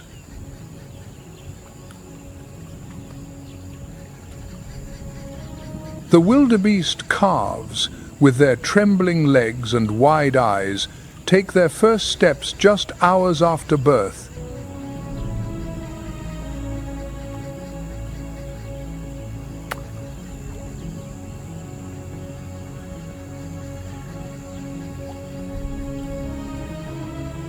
The zebra foals, their faint stripes barely visible, stay close to their mothers, learning to recognize danger from the roar of a lion or the scent of a hyena on the wind.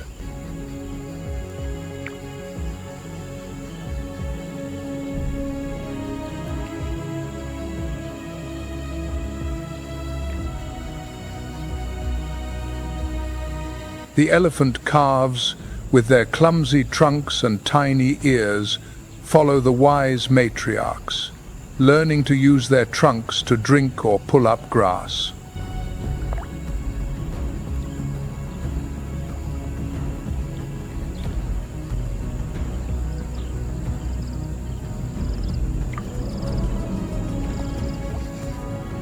They learn to survive through harsh lessons, how to escape the claws of a cheetah, how to find water in a drought, or how to unite with the herd to fend off threats.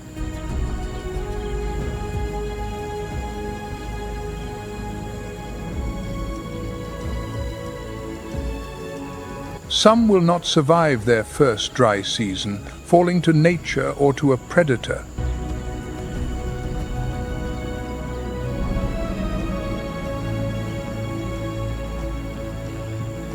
But those who survive carry the strength of their ancestors within them.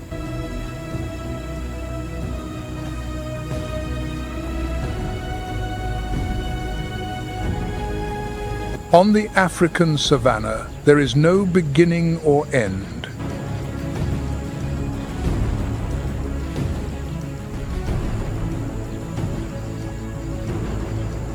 Every rainy season, every dry season, every migration birth and death is part of an endless cycle.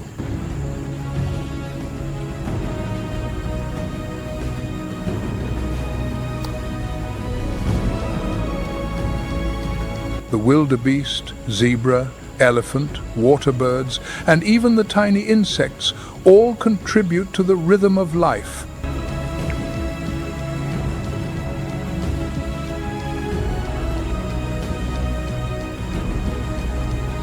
The animals lost in the rivers or to predators feed the crocodiles, vultures, and insects, nourishing the land for the grasslands to be reborn.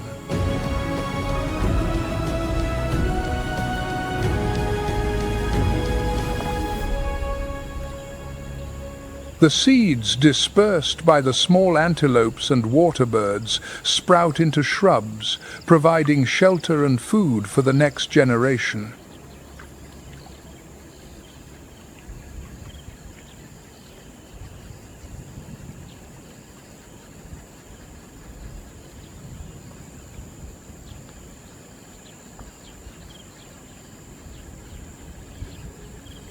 Beyond the natural challenges of floods, mud, raging rivers, and the claws of predators,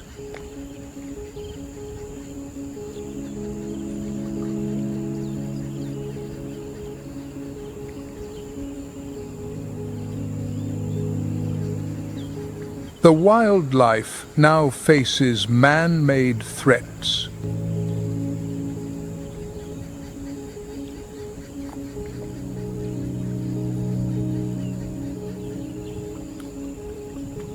Climate change, habitat loss, poaching, and human-wildlife conflict are endangering the ancient migration routes.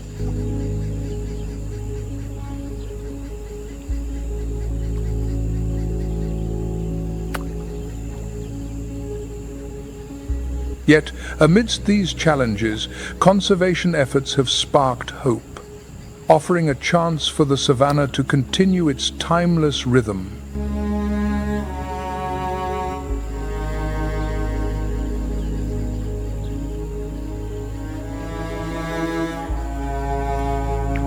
The African savannah, long shaped by the rhythm of the wet and dry seasons, now faces disruption from climate change.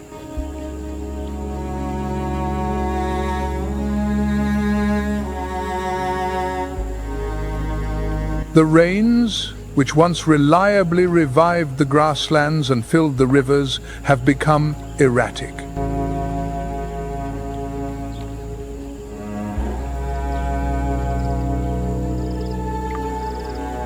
Some years, the rains come late, leaving the grasslands arid for longer.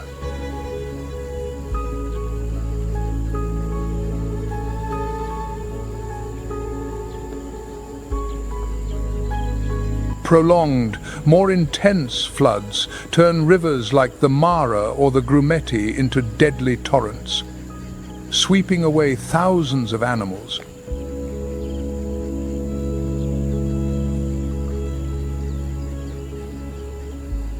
Conversely, extended droughts deplete the underground water sources.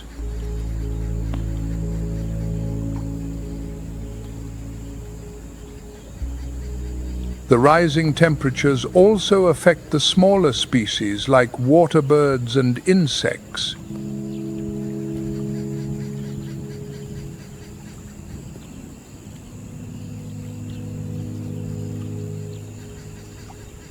The temporary wetlands where storks and spoonbills nest disappear due to drought or excessive flooding.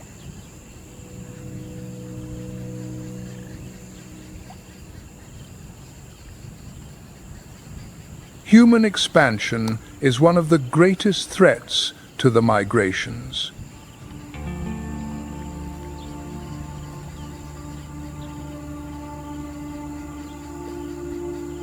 The ancient paths that guided wildebeest, zebras, and elephants for hundreds of miles are now fragmented by farms, settlements, and infrastructure.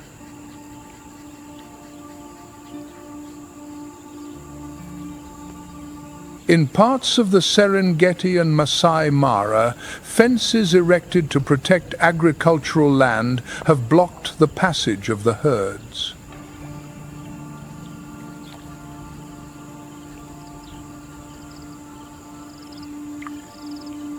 Habitat loss also affects the smaller species.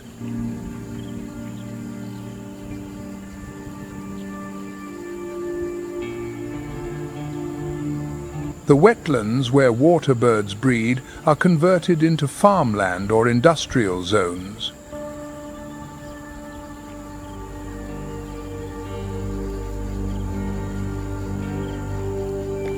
Poaching remains a relentless threat to the savannah wildlife.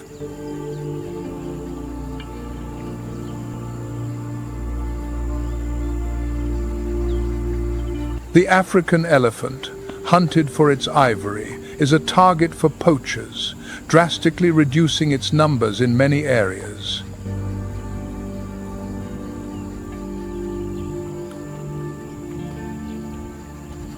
A matriarch carrying the ancestral knowledge of migration routes can be killed for her tusks, leaving her herd disoriented and vulnerable.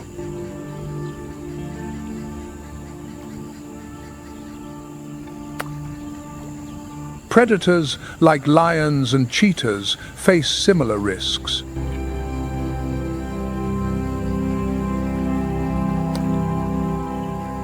Hunted to protect livestock or for their skins and body parts.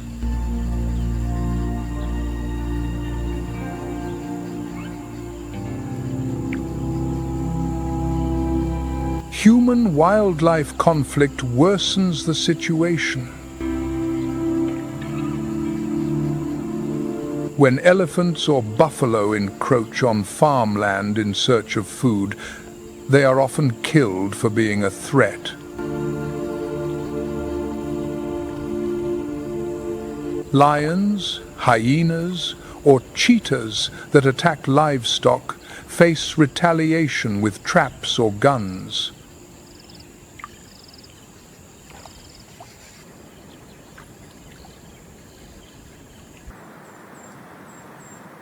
Under the scorching midday sun, the rhythm of the pride seems to pause.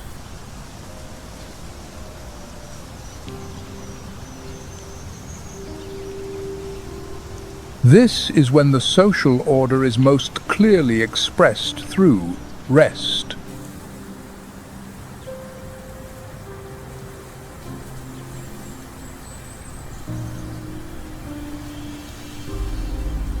The great males, with their dense, heat-absorbing manes, spend up to 20 hours a day asleep.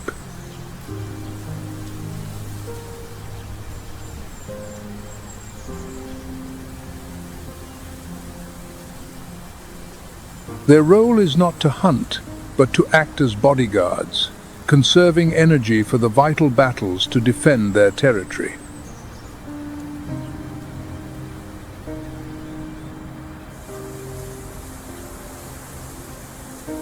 Meanwhile, the lionesses, the primary hunting force, also take the opportunity to rest and care for the next generation.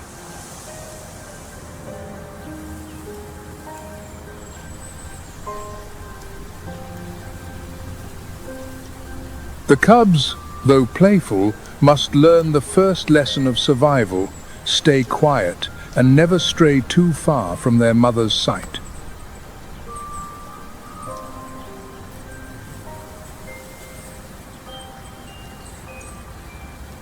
A peaceful family portrait, yet fragile against the harshness of time.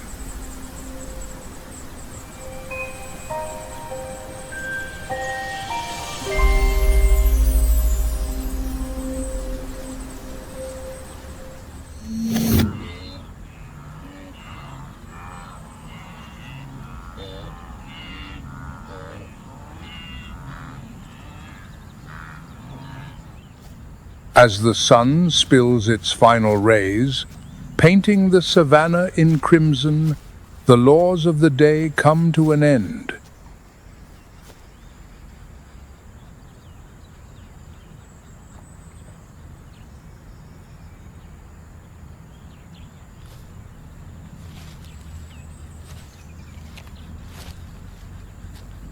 The temperature drops, and the lazy kings begin to stir.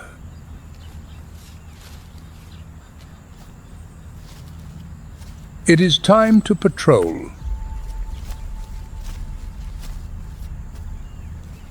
Their roars echo like war drums, signaling the start of the curfew.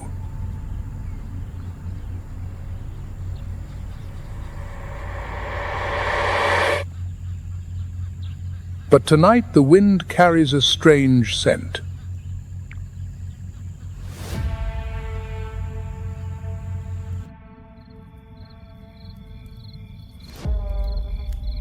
Someone has used the twilight to cross the forbidden line.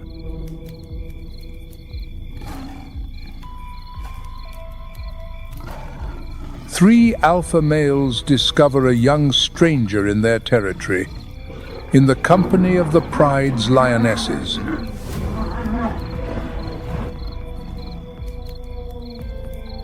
And they will not back down without a fight. The attackers sense the young lion's power.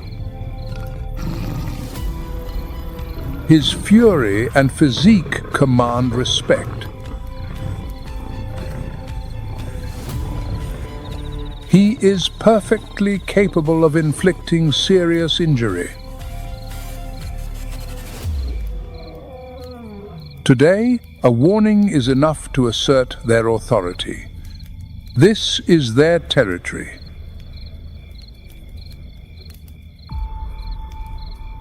The lion from the grasslands has survived the ordeal. But his wounds could very well prove fatal. There is no time to recover. He must keep moving, must escape this place, must escape this hell before dawn.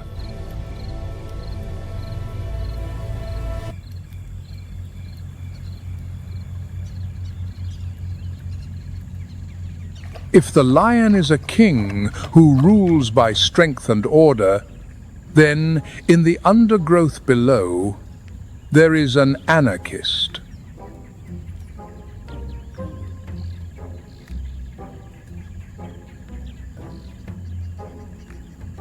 Not majestic, not swift, but this waddling creature with a silver-grey mantle like a cloak holds a title that every predator respects. The world's most fearless creature.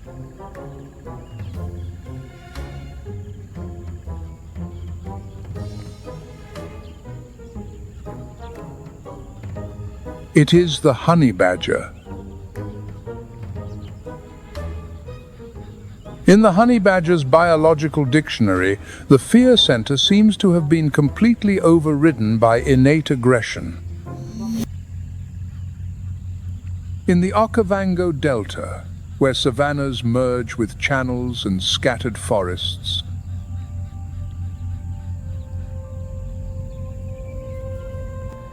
the giraffe walks.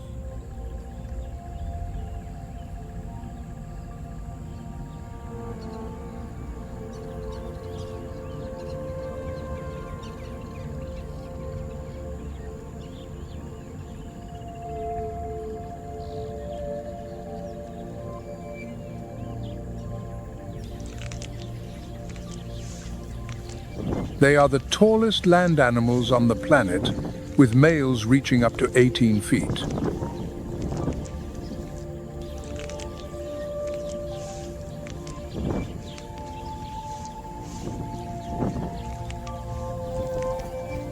Their long necks do not have more vertebrae than other mammals, but rather elongated ones.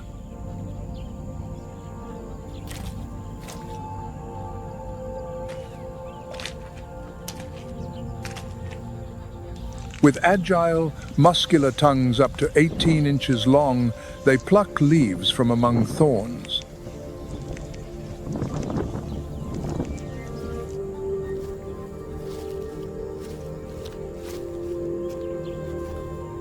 In the Okavango, giraffes prefer areas with shrubby vegetation and sparse woodlands.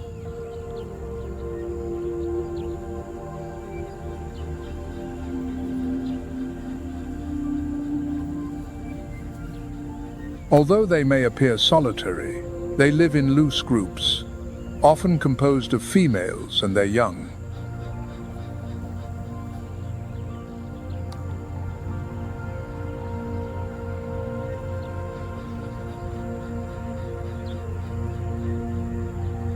Their height is an ally for vigilance. With their eyes positioned high, they detect predators.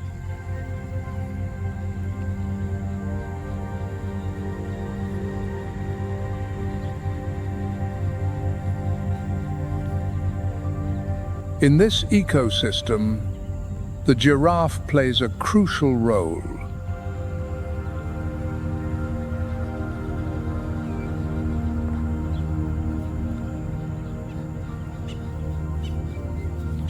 By pruning trees, they shape the vegetation, disperse seeds, and create clearings.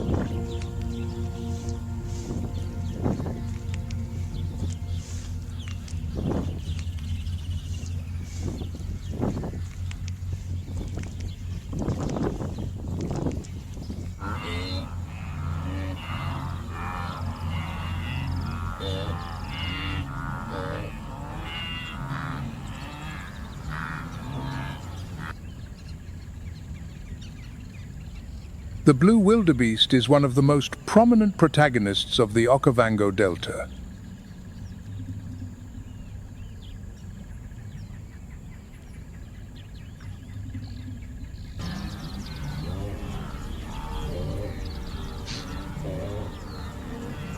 With its robust body, large head, curved horns, and a grey coat with blue reflections, it looks like a combination.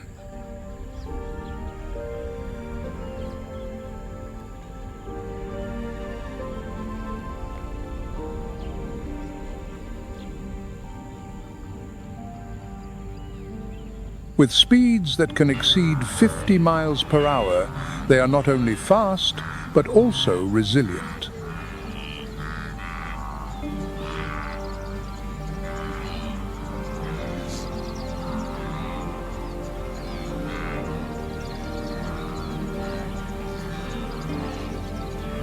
In this ecosystem, they find seasonal pastures ideal for feeding.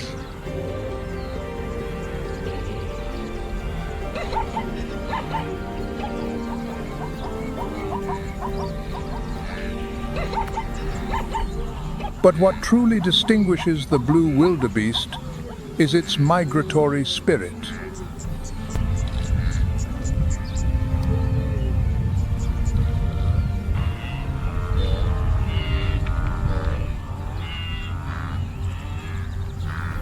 It participates in one of the largest and most spectacular animal movements in the world.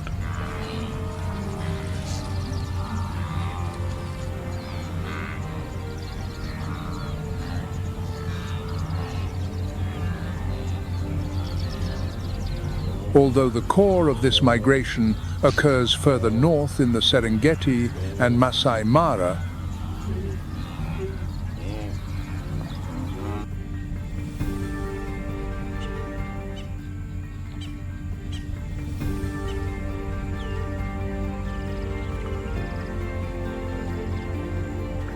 the true strength of the wildebeest lies in the collective. In groups, they form an almost impenetrable barrier.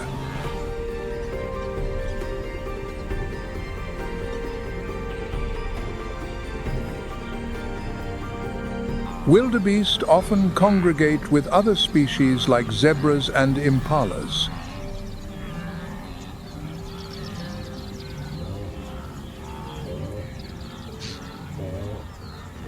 They are not just tireless travelers. They are fundamental pieces in the ecological balance.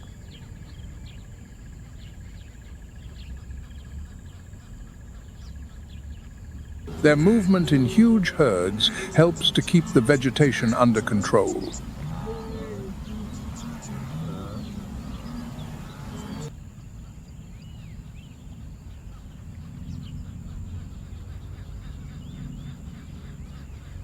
Following the great wildebeest herds, traveling in parallel across the open fields of the Okavango, are the zebras.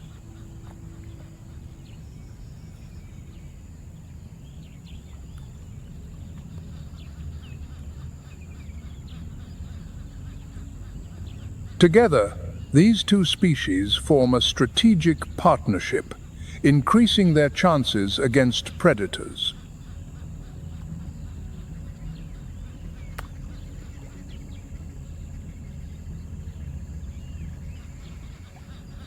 The zebra, with its robust body and hypnotic stripes, is not just beautiful, it is a living example.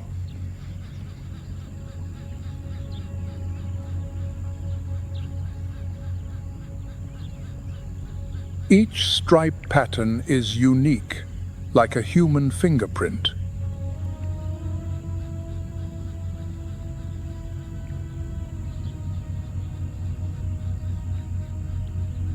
This distinctive feature confuses predators, hinders the approach of flies, and helps regulate body temperature.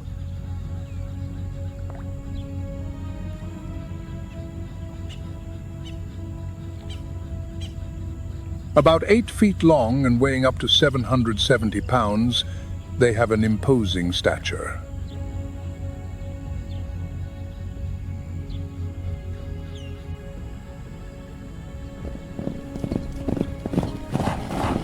They are tireless runners, capable of reaching 40 miles per hour over short distances.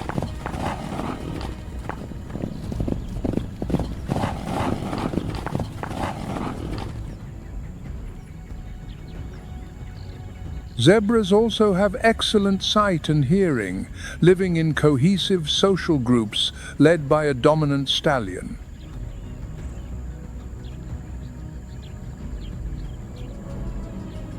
Their diet consists of drier, more fibrous grasses, complementing the selective feeding of the wildebeest.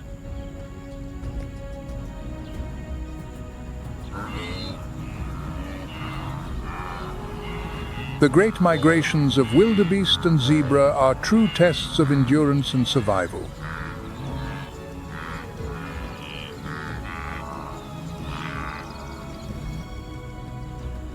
With every step, these herbivores face a landscape fraught with threats.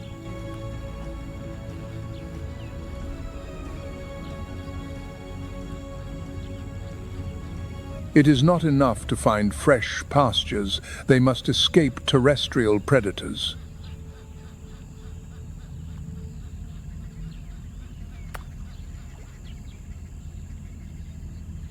But the danger does not only come from the land. In the river and channel crossings, silent creatures lie in wait.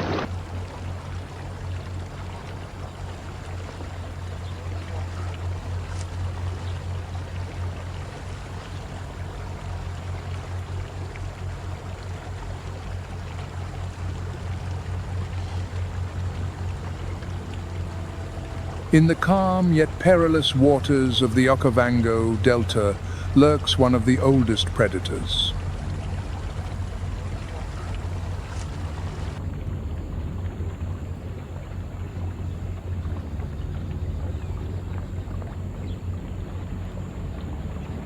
With a body armored in scales, powerful jaws, and eyes that watch silently from the surface.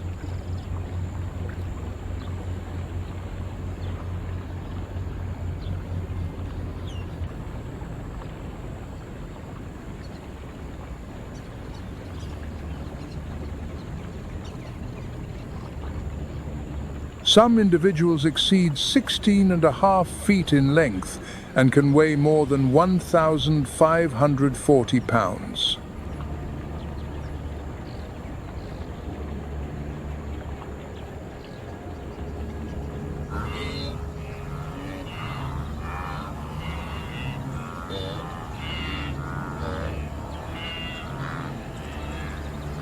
For the wildebeest and zebra, crossing the delta's channels during their migrations.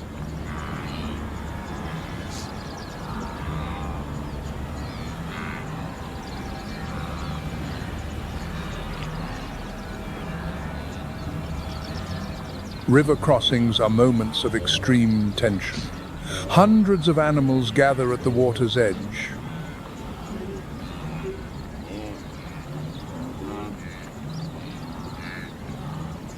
When a hesitant wildebeest finally jumps,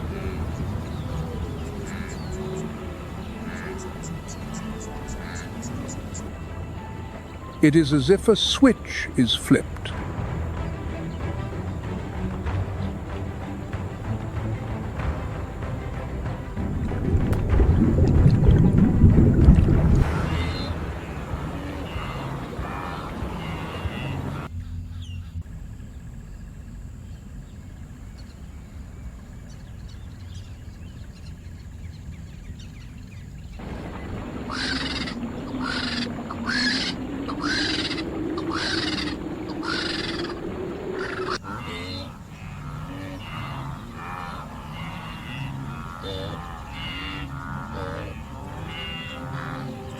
While wildebeest, zebras, hyenas, and wild dogs rely on the strength of numbers.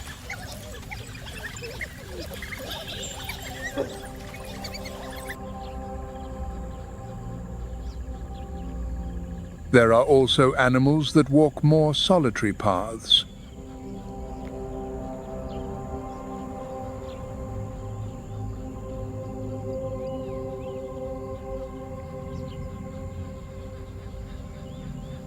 But this solitude is not a sign of weakness, it is backed by something.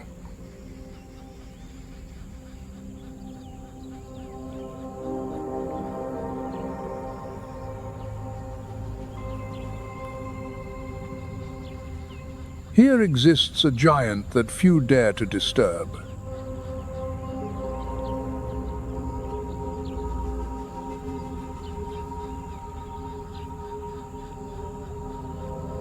The rhinoceros is one of the most majestic and iconic presences.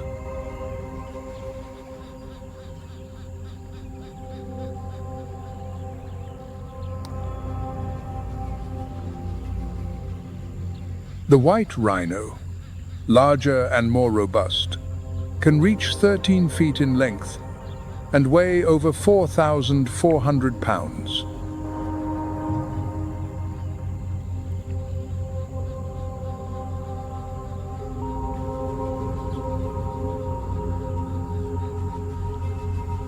Its wide mouth is adapted for grazing on grasses, its main food source.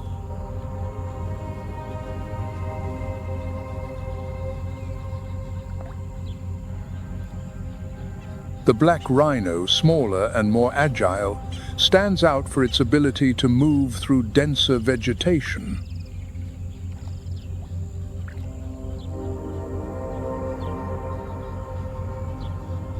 Both have thick, wrinkled skin that protects them from the intense sun and insects.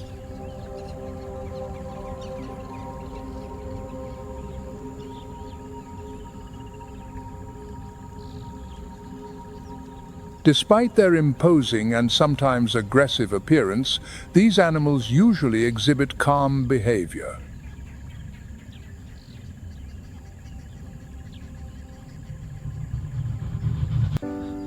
Their enormous footprints and heavy movements help shape the terrain.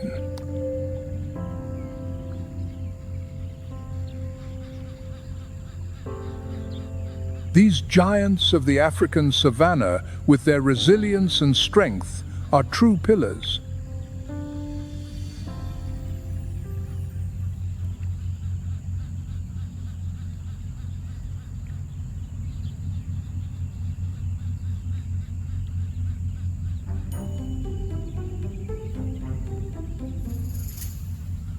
Other smaller and curious creatures are also resilient in the delta's fauna.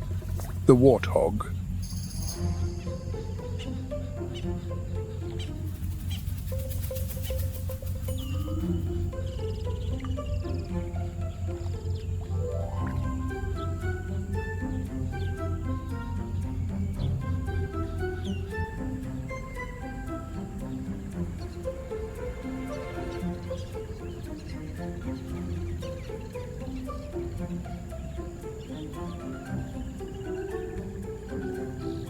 With its long, curved tusks protruding from its jaw, the warthog is a true symbol of adaptation.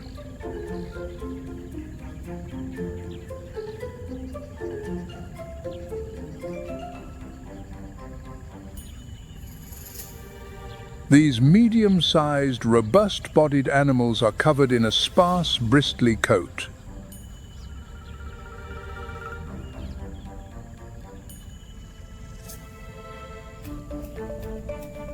Although they usually live alone or in small groups, their aggressive and territorial nature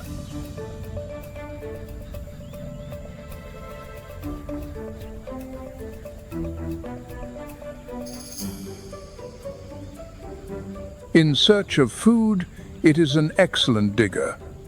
Its diet is varied and includes roots, fruits,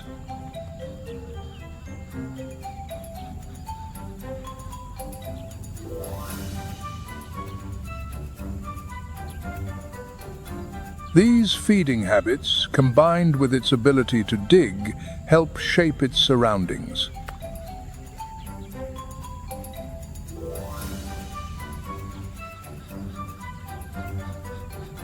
In addition, its excavations expose minerals and other food sources.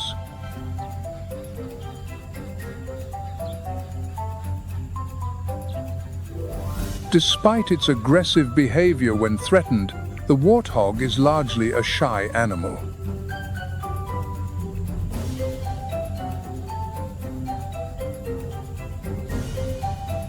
Its importance in the Okavajo ecosystem goes beyond its foraging.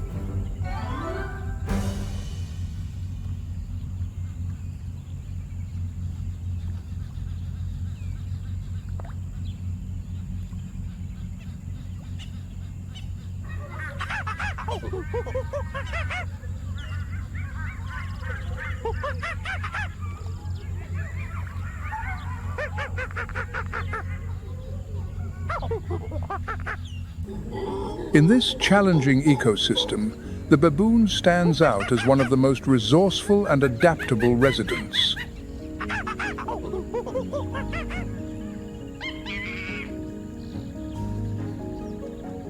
These primates live in large family groups known as troops.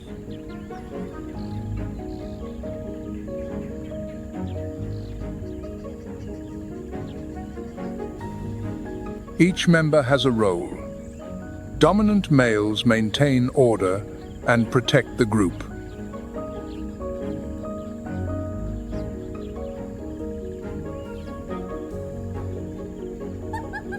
These social ties are not only emotional but also tactical, providing protection.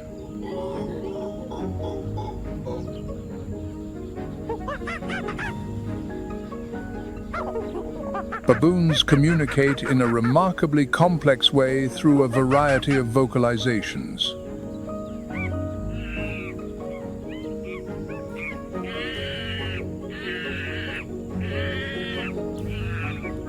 These animals are highly opportunistic natural omnivores.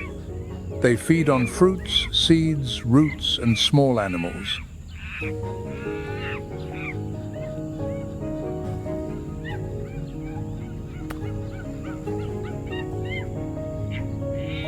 With their nimble fingers and watchful eyes, they scour the ground, lifting branches.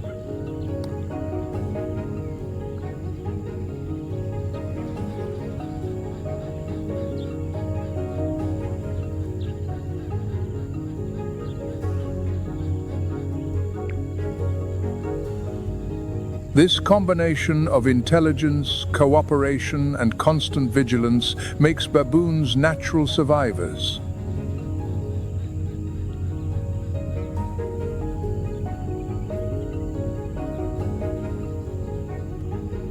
In the delta, baboons move skillfully between the riverine forests and the open plains.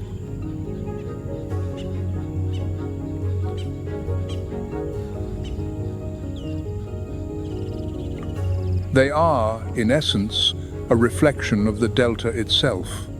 Unpredictable, resilient, intense.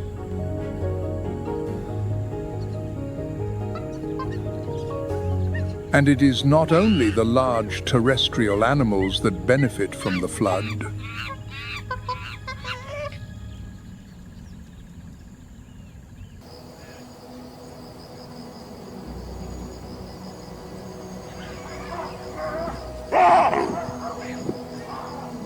In the mythology of the Khoisan people, baboons were once a tribe of humans.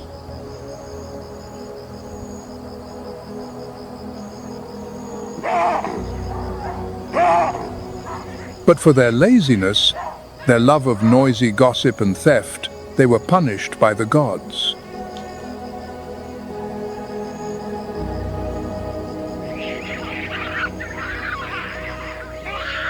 A hoe was transformed into a tail, fused to the spine, forcing them to walk on all fours.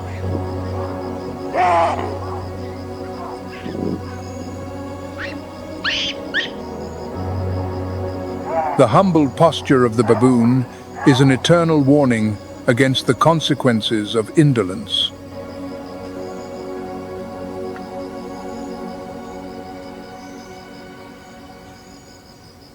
Today, on the savannah, myth has given way to harsh reality, and the brain is their ultimate weapon of survival.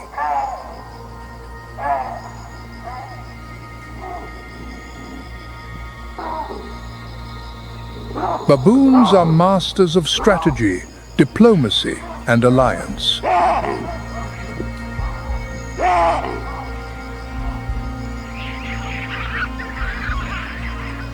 Their lives are woven from complex relationships, silent pacts, and unending confrontations.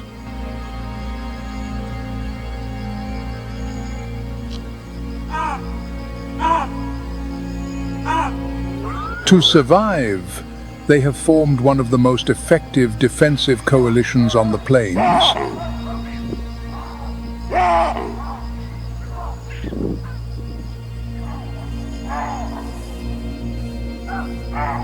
Stems not from altruism, but from cold calculation.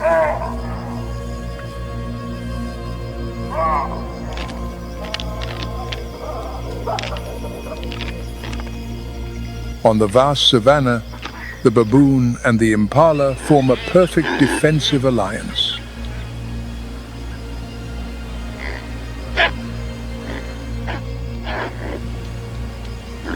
The impala's hearing and sense of smell are far superior.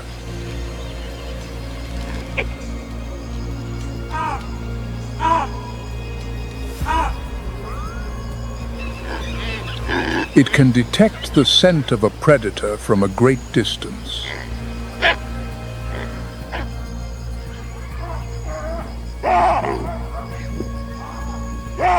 Meanwhile, the baboon, with its elevated position and sharp vision, can survey any movement on the horizon.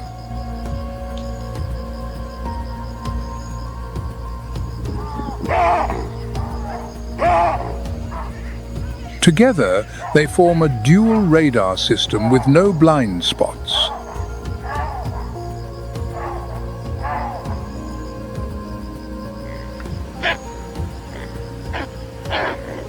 Against such a mixed group, a leopard's success rate falls below 20%.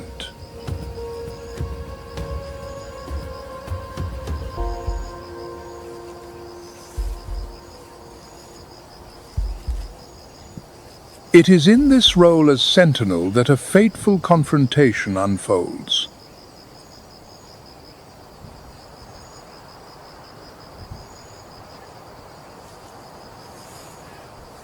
Their greatest nightmare, Africa's most successful solitary predator, is concealed in the bush, the leopard.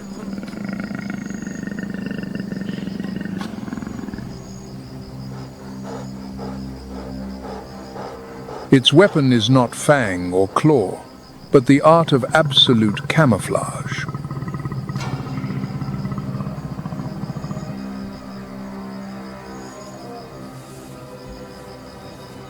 A coat of rosettes breaks up the body's outline, allowing it to merge with its surroundings.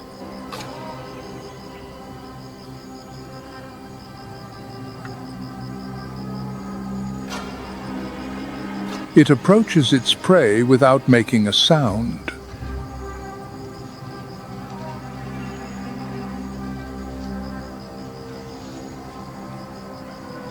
But the leopard commands only the space before it, having neglected the sky above.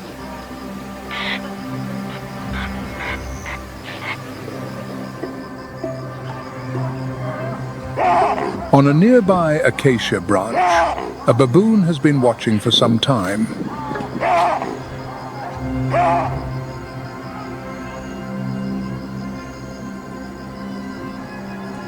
With trichromatic vision, like that of a human, it clearly distinguishes every movement in the landscape.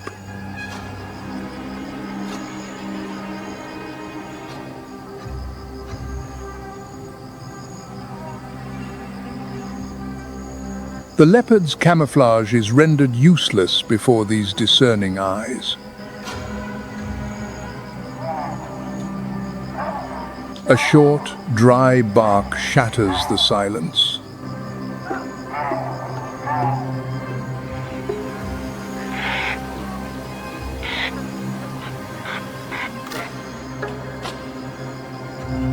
It is the highest level of alarm.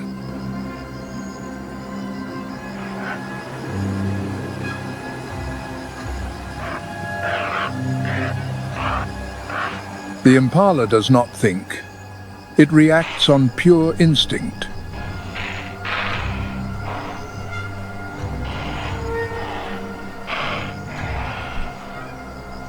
It leaps into the air, performing a stot of nearly 10 feet before vanishing into the thicket.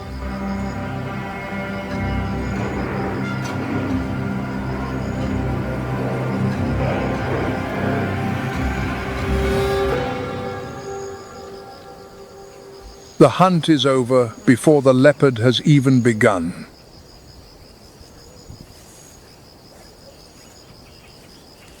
Fury rises in the heart of the predator.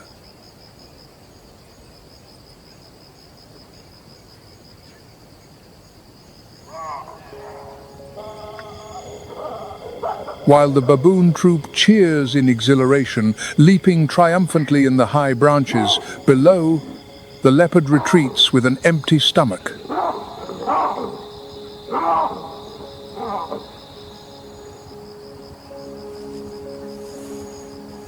The hunter needs a new target on which to vent its rage: the warthog.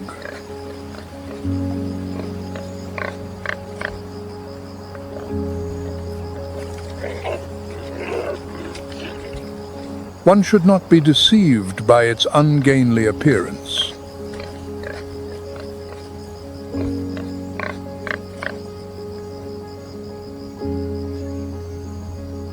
The warthog is a light armored tank, capable of reaching speeds of 30 miles per hour.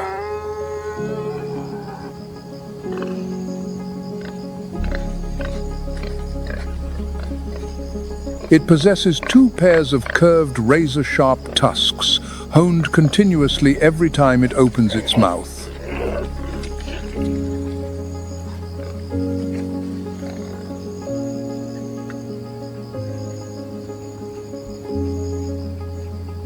When threatened, the warthog backs into its burrow, pointing its tusks outward like a deadly fence.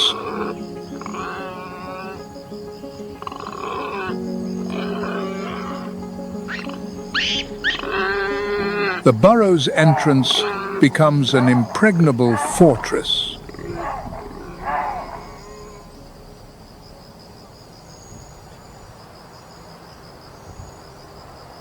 The leopard's only chance is to strike while the warthog is still in retreat.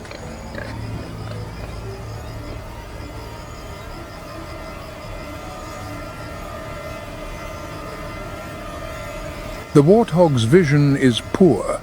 It relies mainly on its sense of smell.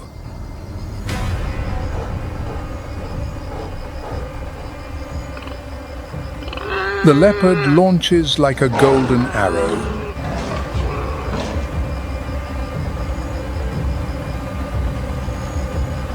The warthog panics, trying to flee to its burrow, but it is too late.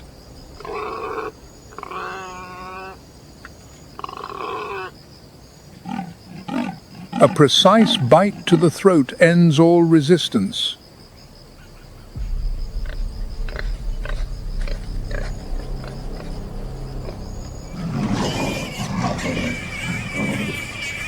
It was a technically perfect hunt, but a nutritional failure.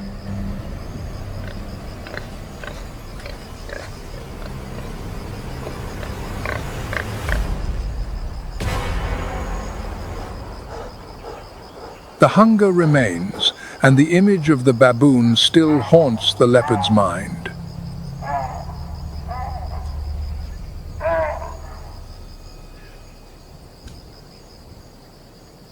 It is time to settle the score.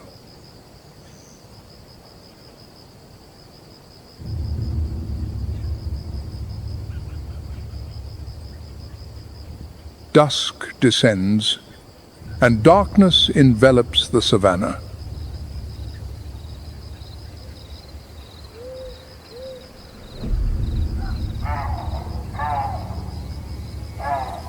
The fading light takes with it the confidence of diurnal creatures like the baboon.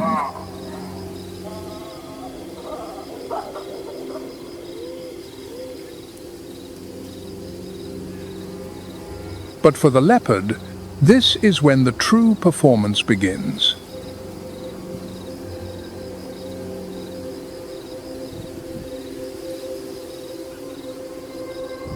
The 50-foot-high canopy is no longer a safe refuge.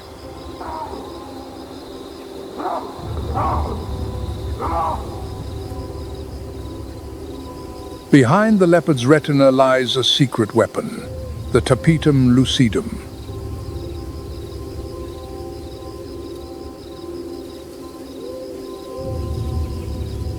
This biological structure acts like a living mirror, reflecting light back through the retina.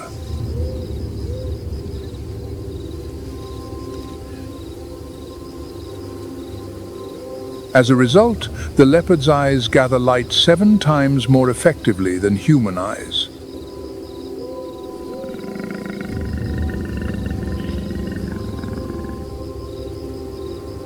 The moment the leopard sets foot on the main branch, chaos erupts.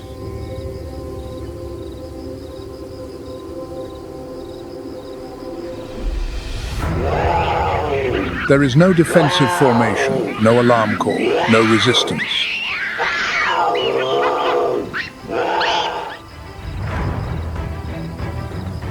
The baboons are in a state of panic.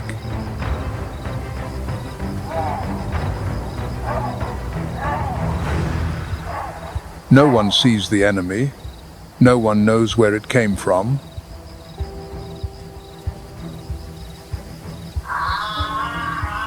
The leopard glides through the turmoil with a terrifying calm.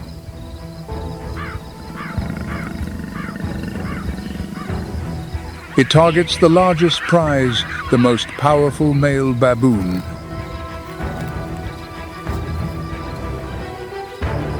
Its steel-like jaws clamp down on the prey's skull. When the sun returns, the balance of power instantly shifts.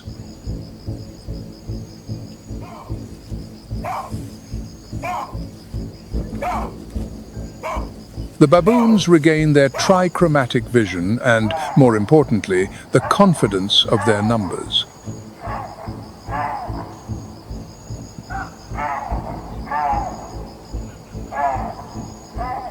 The trauma of the previous night quickly transforms into collective fury.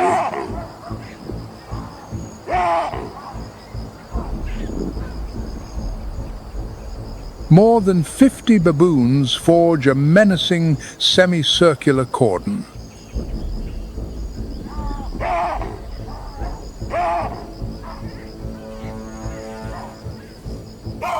Theirs is not an attack of bites, but a campaign of psychological warfare.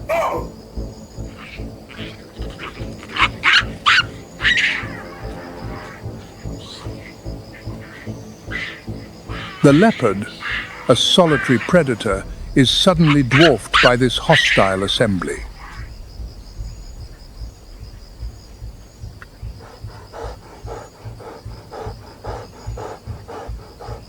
It knows that a single wound could spell the end of its life as a hunter.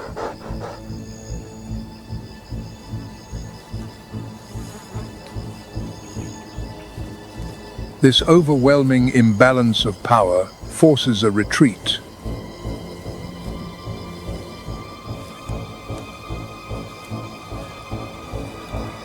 The shrieking baboons give chase, their intent not to kill, but to disgrace.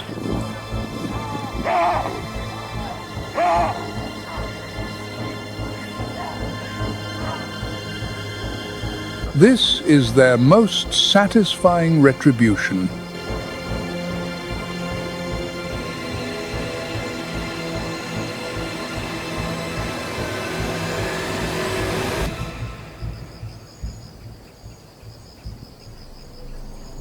The victory over the leopard is like a shot of adrenaline injected into the entire troop.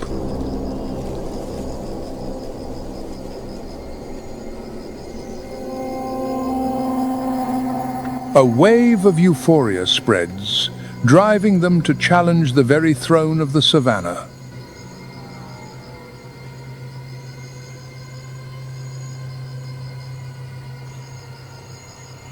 Their target is the lion, the apex of the food chain.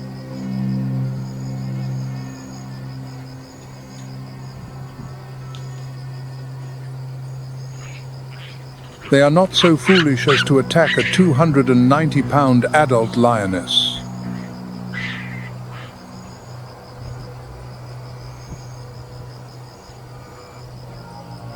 But to eliminate a future king, that is the ultimate survival strategy.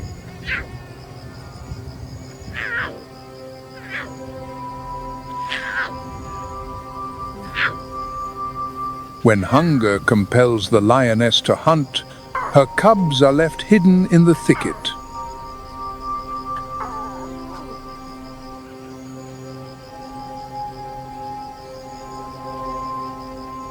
At only 3 weeks old and weighing less than 11 pounds, they rely completely on their ability to remain unseen.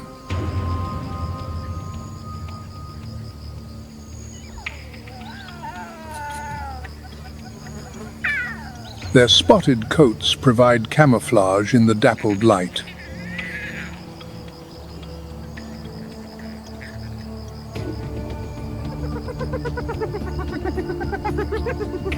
This disguise might deceive a hyena, but for the baboons, the sentinels from above, it is no defense.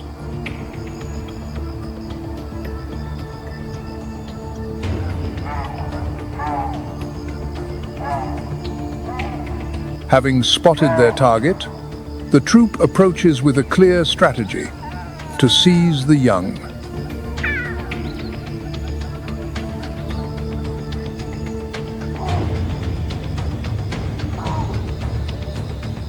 In mere seconds, the lion cub is torn from its hiding place and dragged away in the confusion.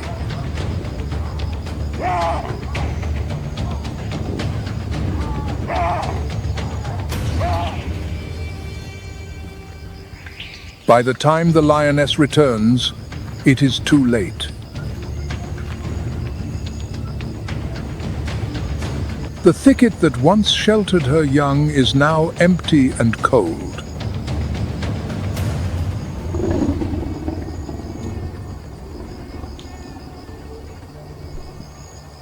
Her roar echoes, filled with agony and fury.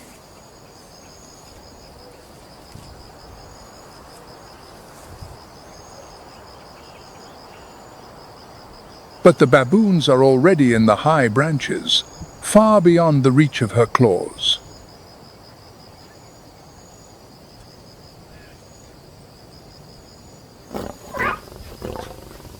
Today, they have struck a fatal blow to the king's empire.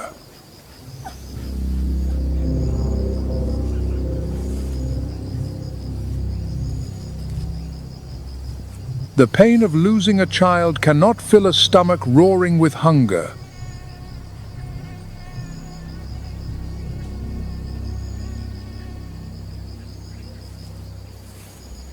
On the contrary, Hatred consumes energy faster than any metabolic process.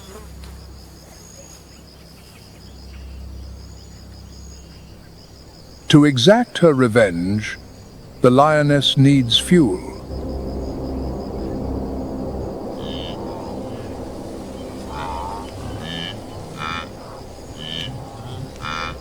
Her target is the blue wildebeest, the nomads of the savannah.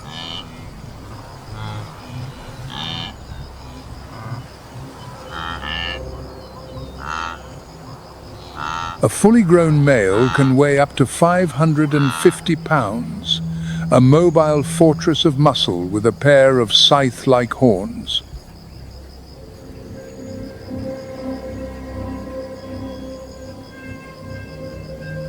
The lioness knows her own biological limits.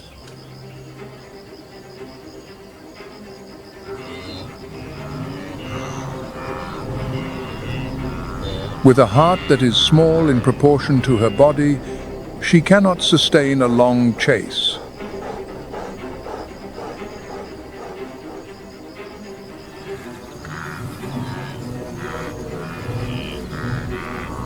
She must get within the kill zone, a range of about 100 feet.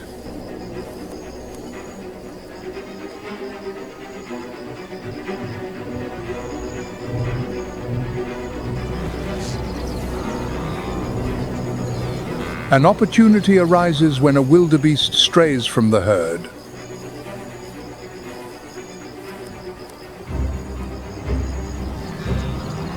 The lioness coils every muscle, then springs like an arrow.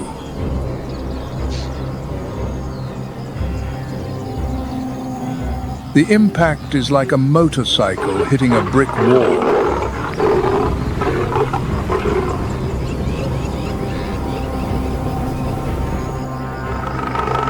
It thrashes violently, escaping into the chaos of the herd.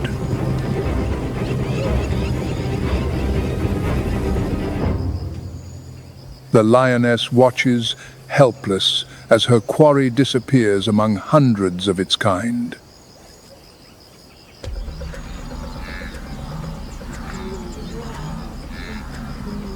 Defeated by the wall of horns, the lioness must change her target.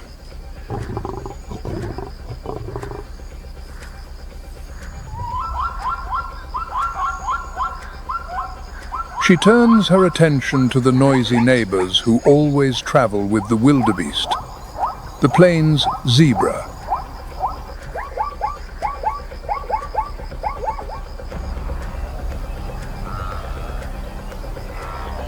On the savannah, wildebeest and zebra coexist in a perfect nutritional balance.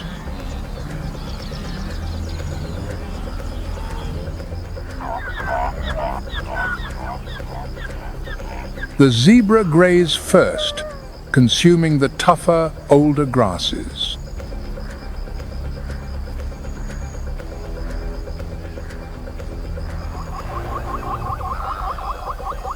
In doing so, they clear the way for the wildebeest to reach the tender green shoots beneath.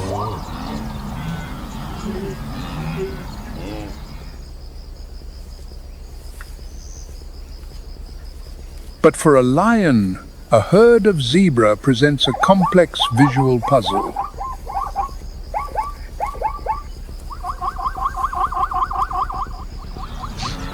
When the herd moves in a panic, thousands of stripes merge into a bewildering optical illusion.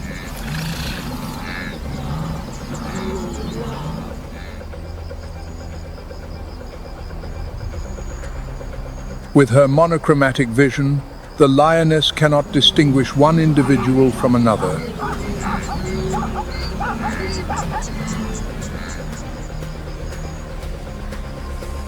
But this time, the lioness has no other option.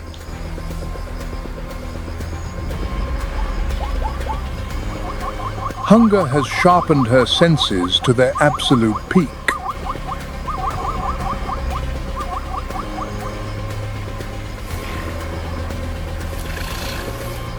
She ignores the visual chaos and locks onto a single zebra at the edge of the herd.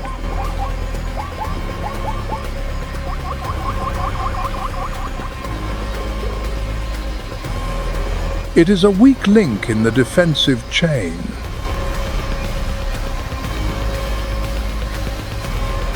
The lioness attacks from the flank.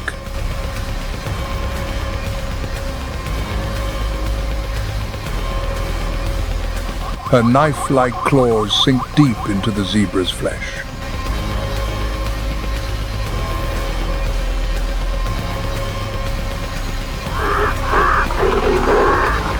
The zebra stumbles, loses its balance, and finally collapses.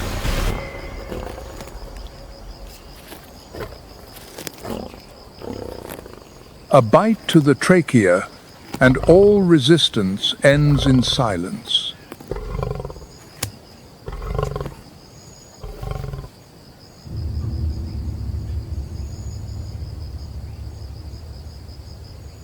The San people tell a fascinating story about this animal.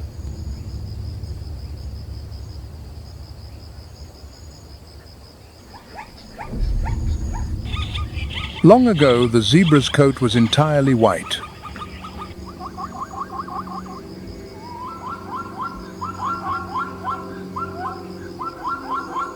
When a great drought swept the savannah, a fierce baboon took control of the only waterhole.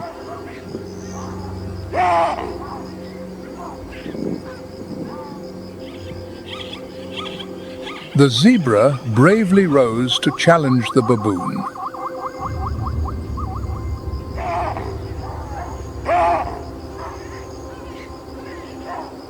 In the ensuing confrontation, the zebra delivered a powerful kick, sending the baboon flying against a rock and leaving the permanent red mark seen on the baboon's rump to this day.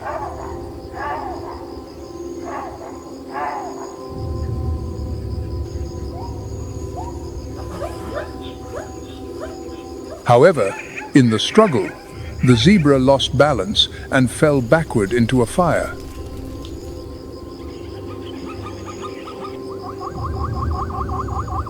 As a result, the burning logs left long black scorch marks across the zebra's white coat.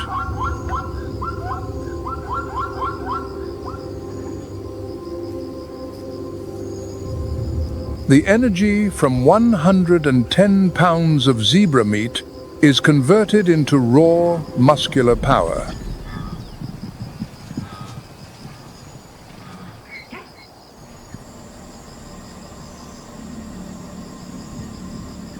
The surge of glucose reactivates the clarity and strategic calculation in the lioness's brain.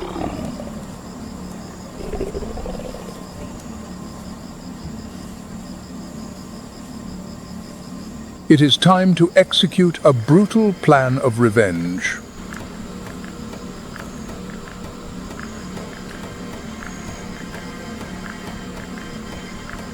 Lions are the only cats with a complex social structure, and coordinated hunting is the pinnacle of their tactical intelligence.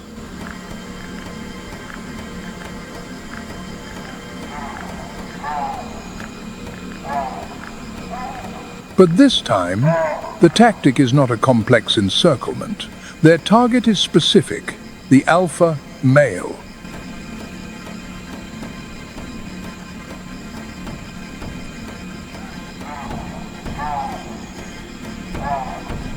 Complacent, after his victory, the alpha baboon makes a fatal mistake, straying from the protection of his troop.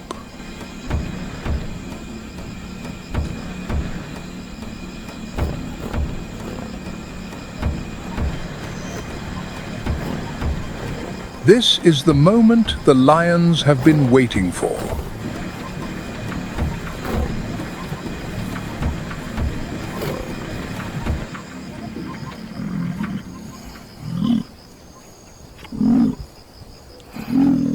But they do not anticipate that their roars of victory and the chaos of the hunt have unintentionally awakened the fury of an implacable foe, the Cape buffalo.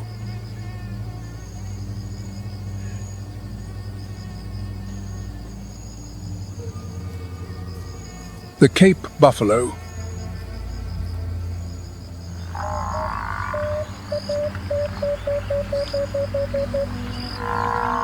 This is an act of proactive, defensive aggression.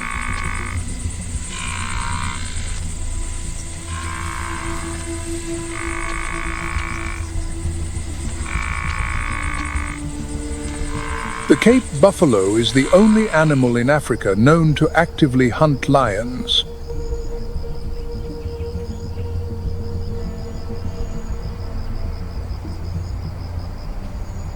The lion pride's perfect ambush rapidly disintegrates.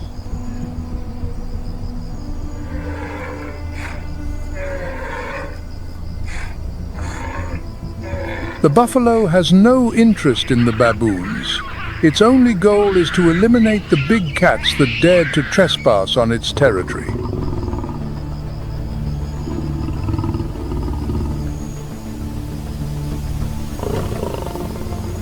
Amidst the chaos, the lions are forced to abandon their kill to save themselves, giving the baboons a chance to escape to the safety of the high branches.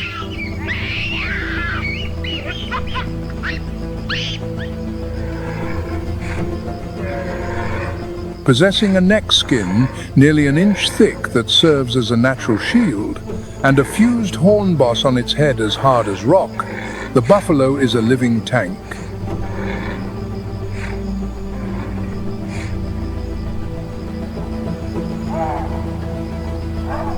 The baboons have survived by a simple principle. The enemy of my enemy is my friend.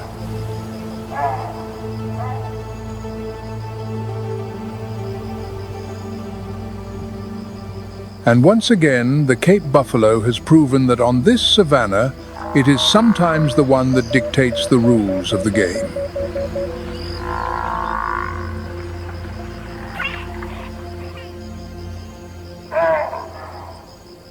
Having survived life-or-death confrontations with the kings and phantoms of the savannah, the baboon troop now faces a new reality at the edge of the dense forest.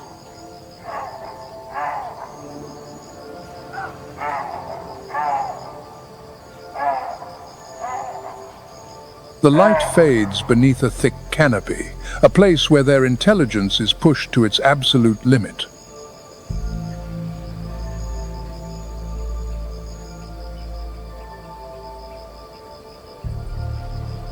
This is the domain of the chimpanzee.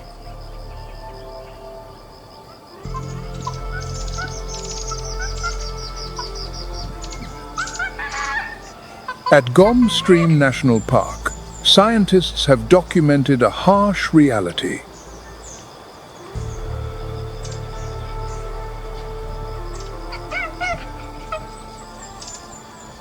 Chimpanzees have an intense craving for animal protein.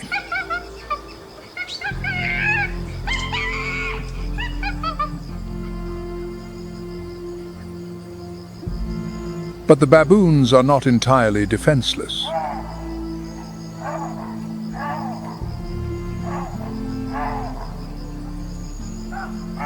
The wahoo call rings out like an alarm, and the entire troop reacts instantly.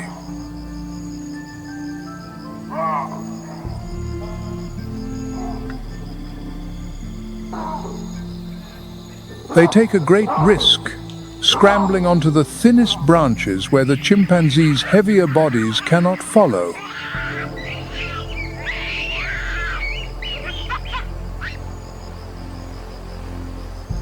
Here, their smaller size becomes their greatest advantage for survival.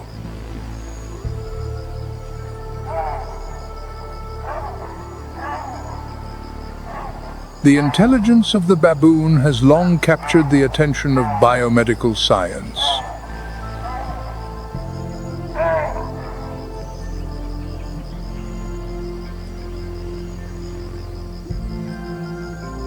They share up to 94% of their DNA with humans and have organs of a similar size.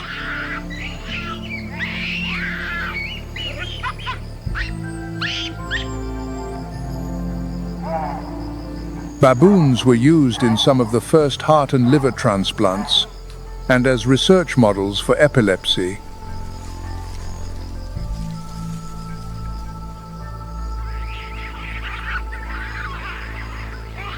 Their silent suffering in laboratories remains an ethical debate without end.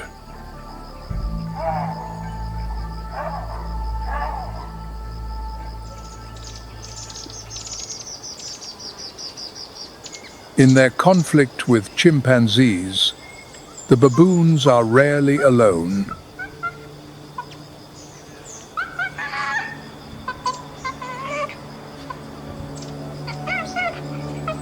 Sometimes, the chimpanzee's hunt is met with an unexpected obstacle.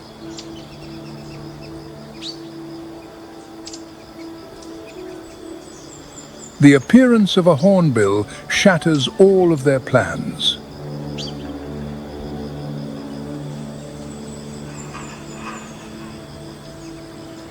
Lacking the fine serrations on its primary wing feathers, the hornbill's aerodynamics are poor.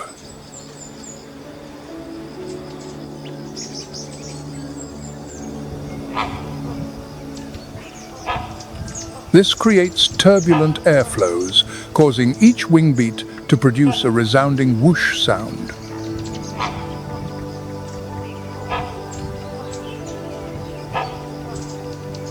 At a distance of over 300 feet, the noise can reach 70 decibels.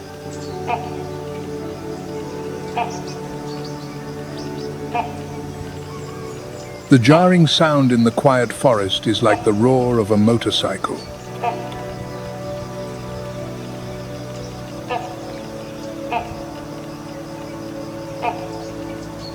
From its vantage point above, the hornbill misses no movement below.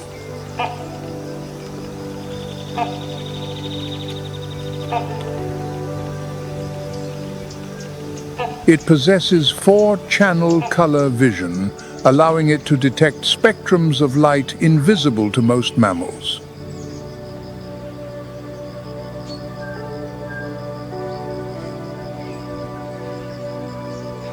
To the bird's eyes, the black coats of the chimpanzees stand out sharply against the green foliage.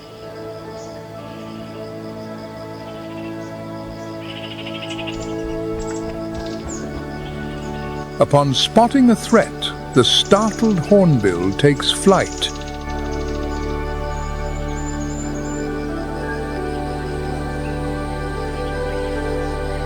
Its heavy wing beats and alarm calls echo through the forest.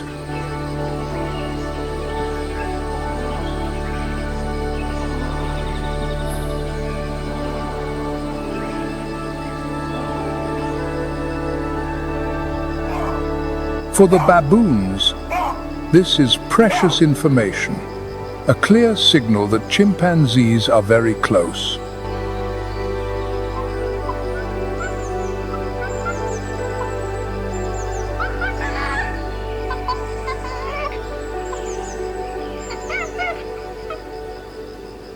The element of surprise, the key to any successful ambush, has completely vanished.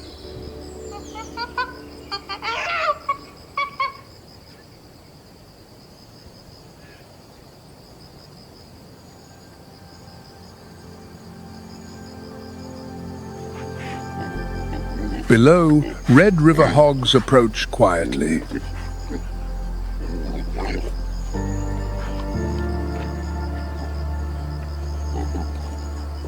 They are drawn here by a symbiotic relationship.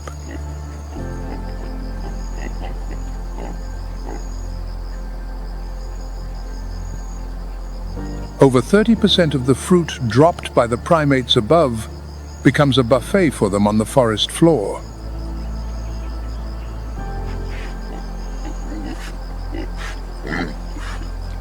A group of red river hogs, known as a sounder, typically consists of 12 to 20 individuals.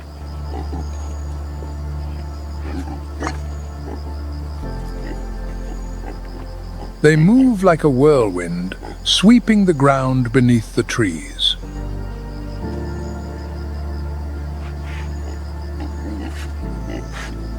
Their snout, with its tough cartilage and elastic nasal disc, combined with powerful neck muscles, turns them into living plows.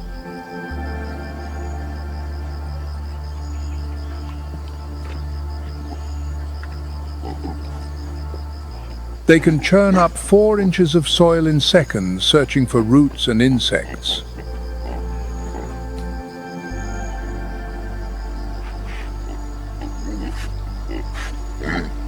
Their sense of smell acts as a highly sensitive biological radar.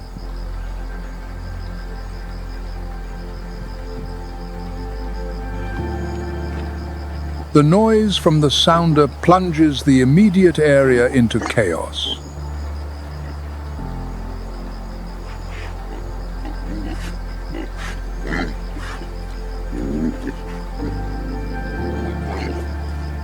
They inadvertently become spoilers of any ambush that relies on the chimpanzee's silence.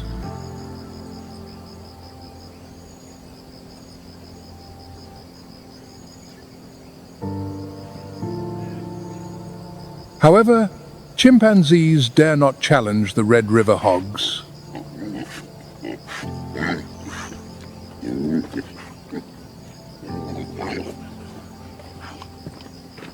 These animals can weigh up to 220 pounds and reach speeds of 22 miles per hour when threatened.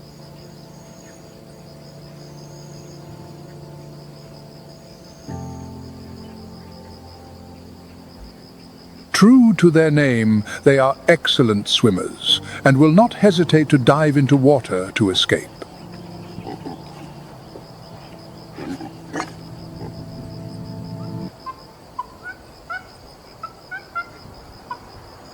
But the greatest threat to the chimpanzee's plan comes from the African bush elephant.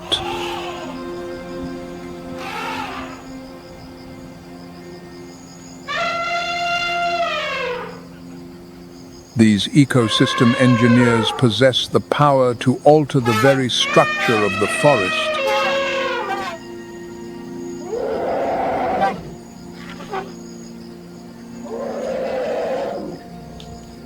An adult elephant must consume over 300 pounds of vegetation each day.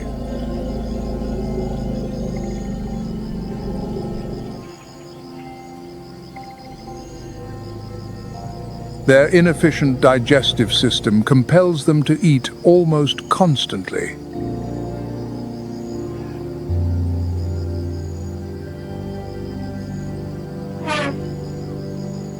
With a trunk containing over 40,000 muscle bundles, they can topple even large trees.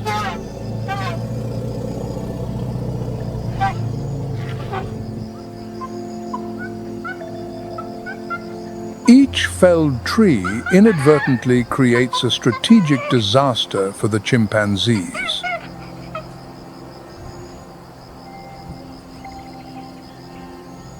The fallen trunk blocks the aerial pathways they use to corner the baboons.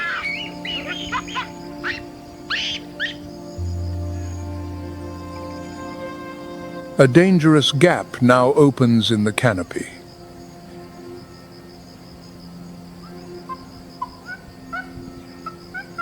The chimpanzees are trapped.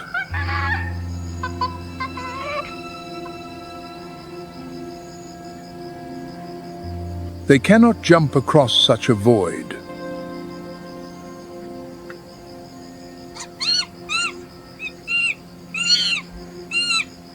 Their only option is to descend to the ground.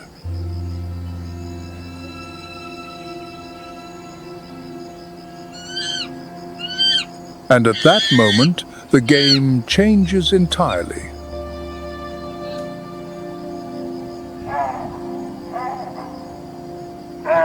On the flat forest floor, the biological advantage shifts completely to the baboons.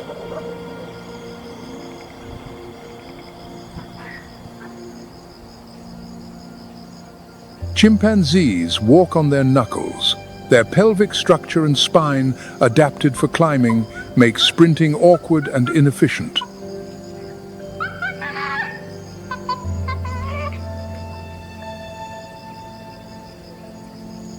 Baboons, in contrast, are true four-legged sprinters.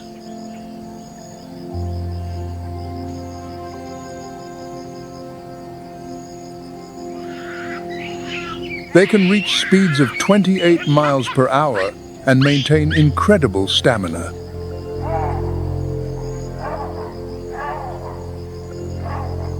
The baboons seize their opportunity, dashing across the open ground and leaving their pursuers far behind.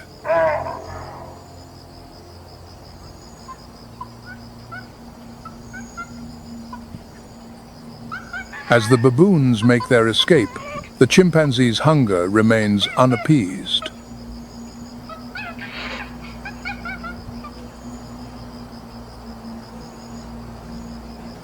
Their gaze shifts to the high canopy, where red colobus monkeys are moving slowly.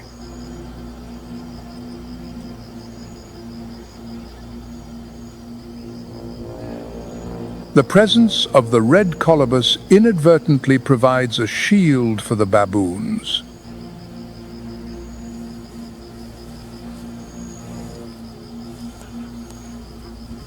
When chimpanzees attack, the red colobus monkeys are almost completely unable to resist.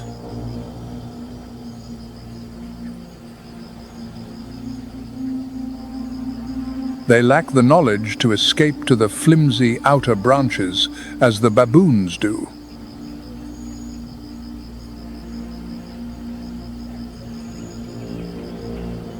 The males gather and scream in an attempt to intimidate, but weighing only 22 pounds and possessing no real weapons, their efforts are futile.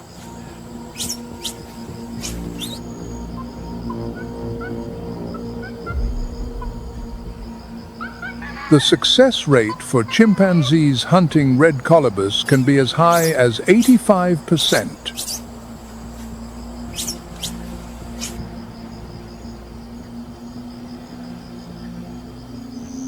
Once a colobus monkey is targeted, its chance of survival is vanishingly slim.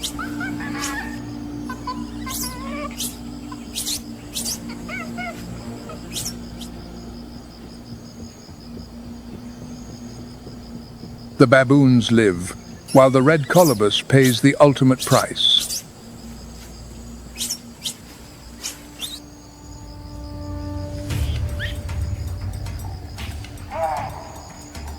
The baboon's survival instincts and intelligence are not limited to defense.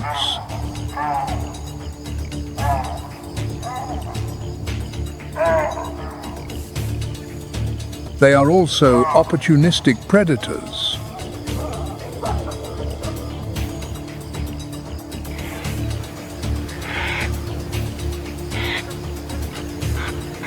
Newborn impala become targets for male baboons in need of protein.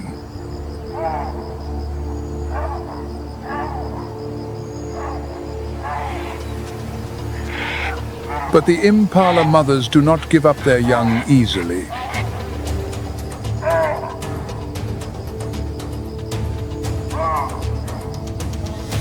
Maternal instinct transforms them into fierce warriors.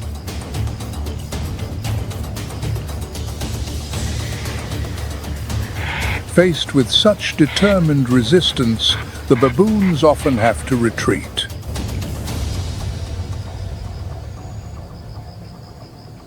With Thompson's gazelles, the situation is entirely different.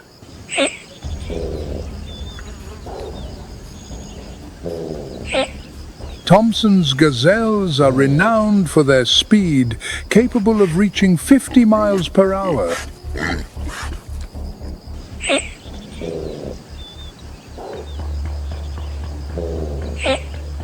But for a newborn fawn, the primary survival strategy is to remain perfectly still.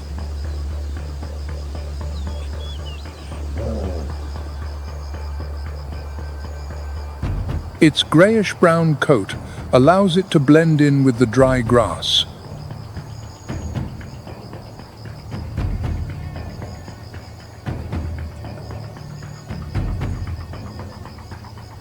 This tactic might deceive a lion or a hyena, but it is useless against the trichromatic vision of a baboon.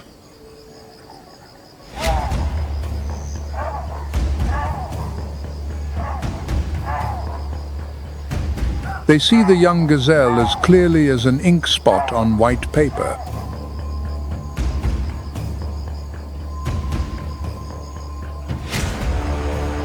There is no sound to give warning.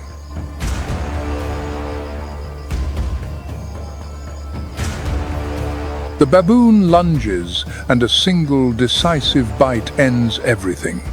So fast, the prey has almost no time to react.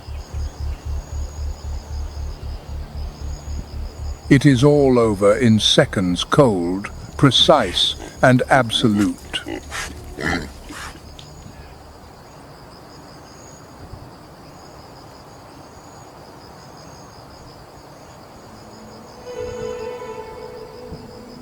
Escaping the claws and jaws of the land does not mean an end to all danger.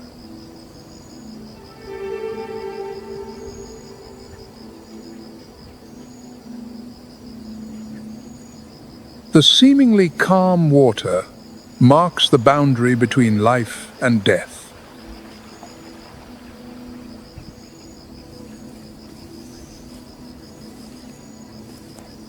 They know that here, all of their survival advantages are rendered useless.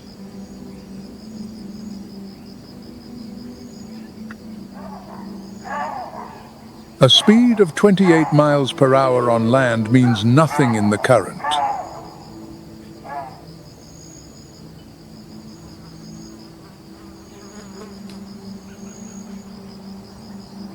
Their phenomenal climbing skills are of no use.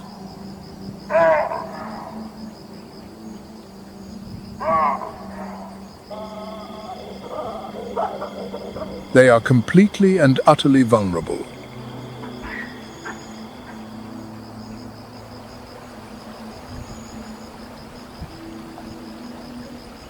And the enemy that waits here is a killing machine, perfected over 200 million years.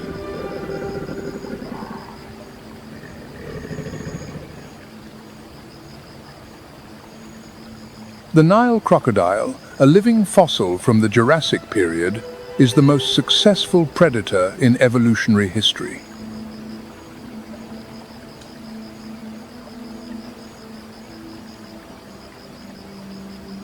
It has no need for pursuit.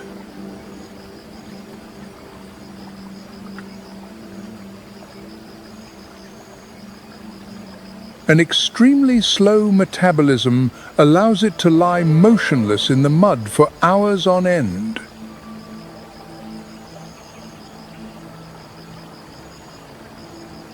The flat surface of the river is a perfect visual illusion.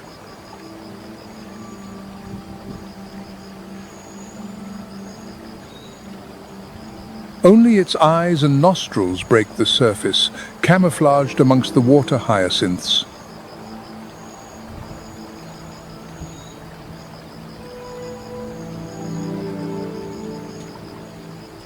On the crocodile's snout are hundreds of dermal pressure receptors visible as small black dots.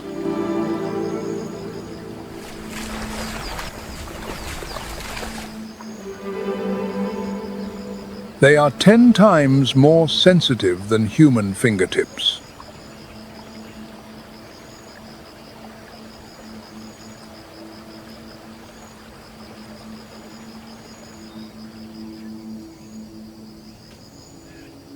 Amid this relentless cycle, life is sustained not only by muscular strength, but by a symphony of intellect and calculated alliances.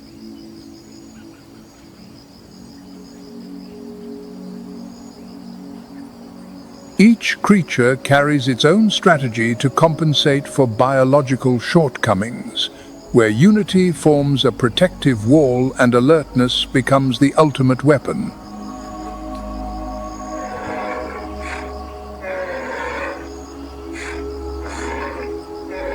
This game has no room for error, for every fragile gap is a boundary of fate.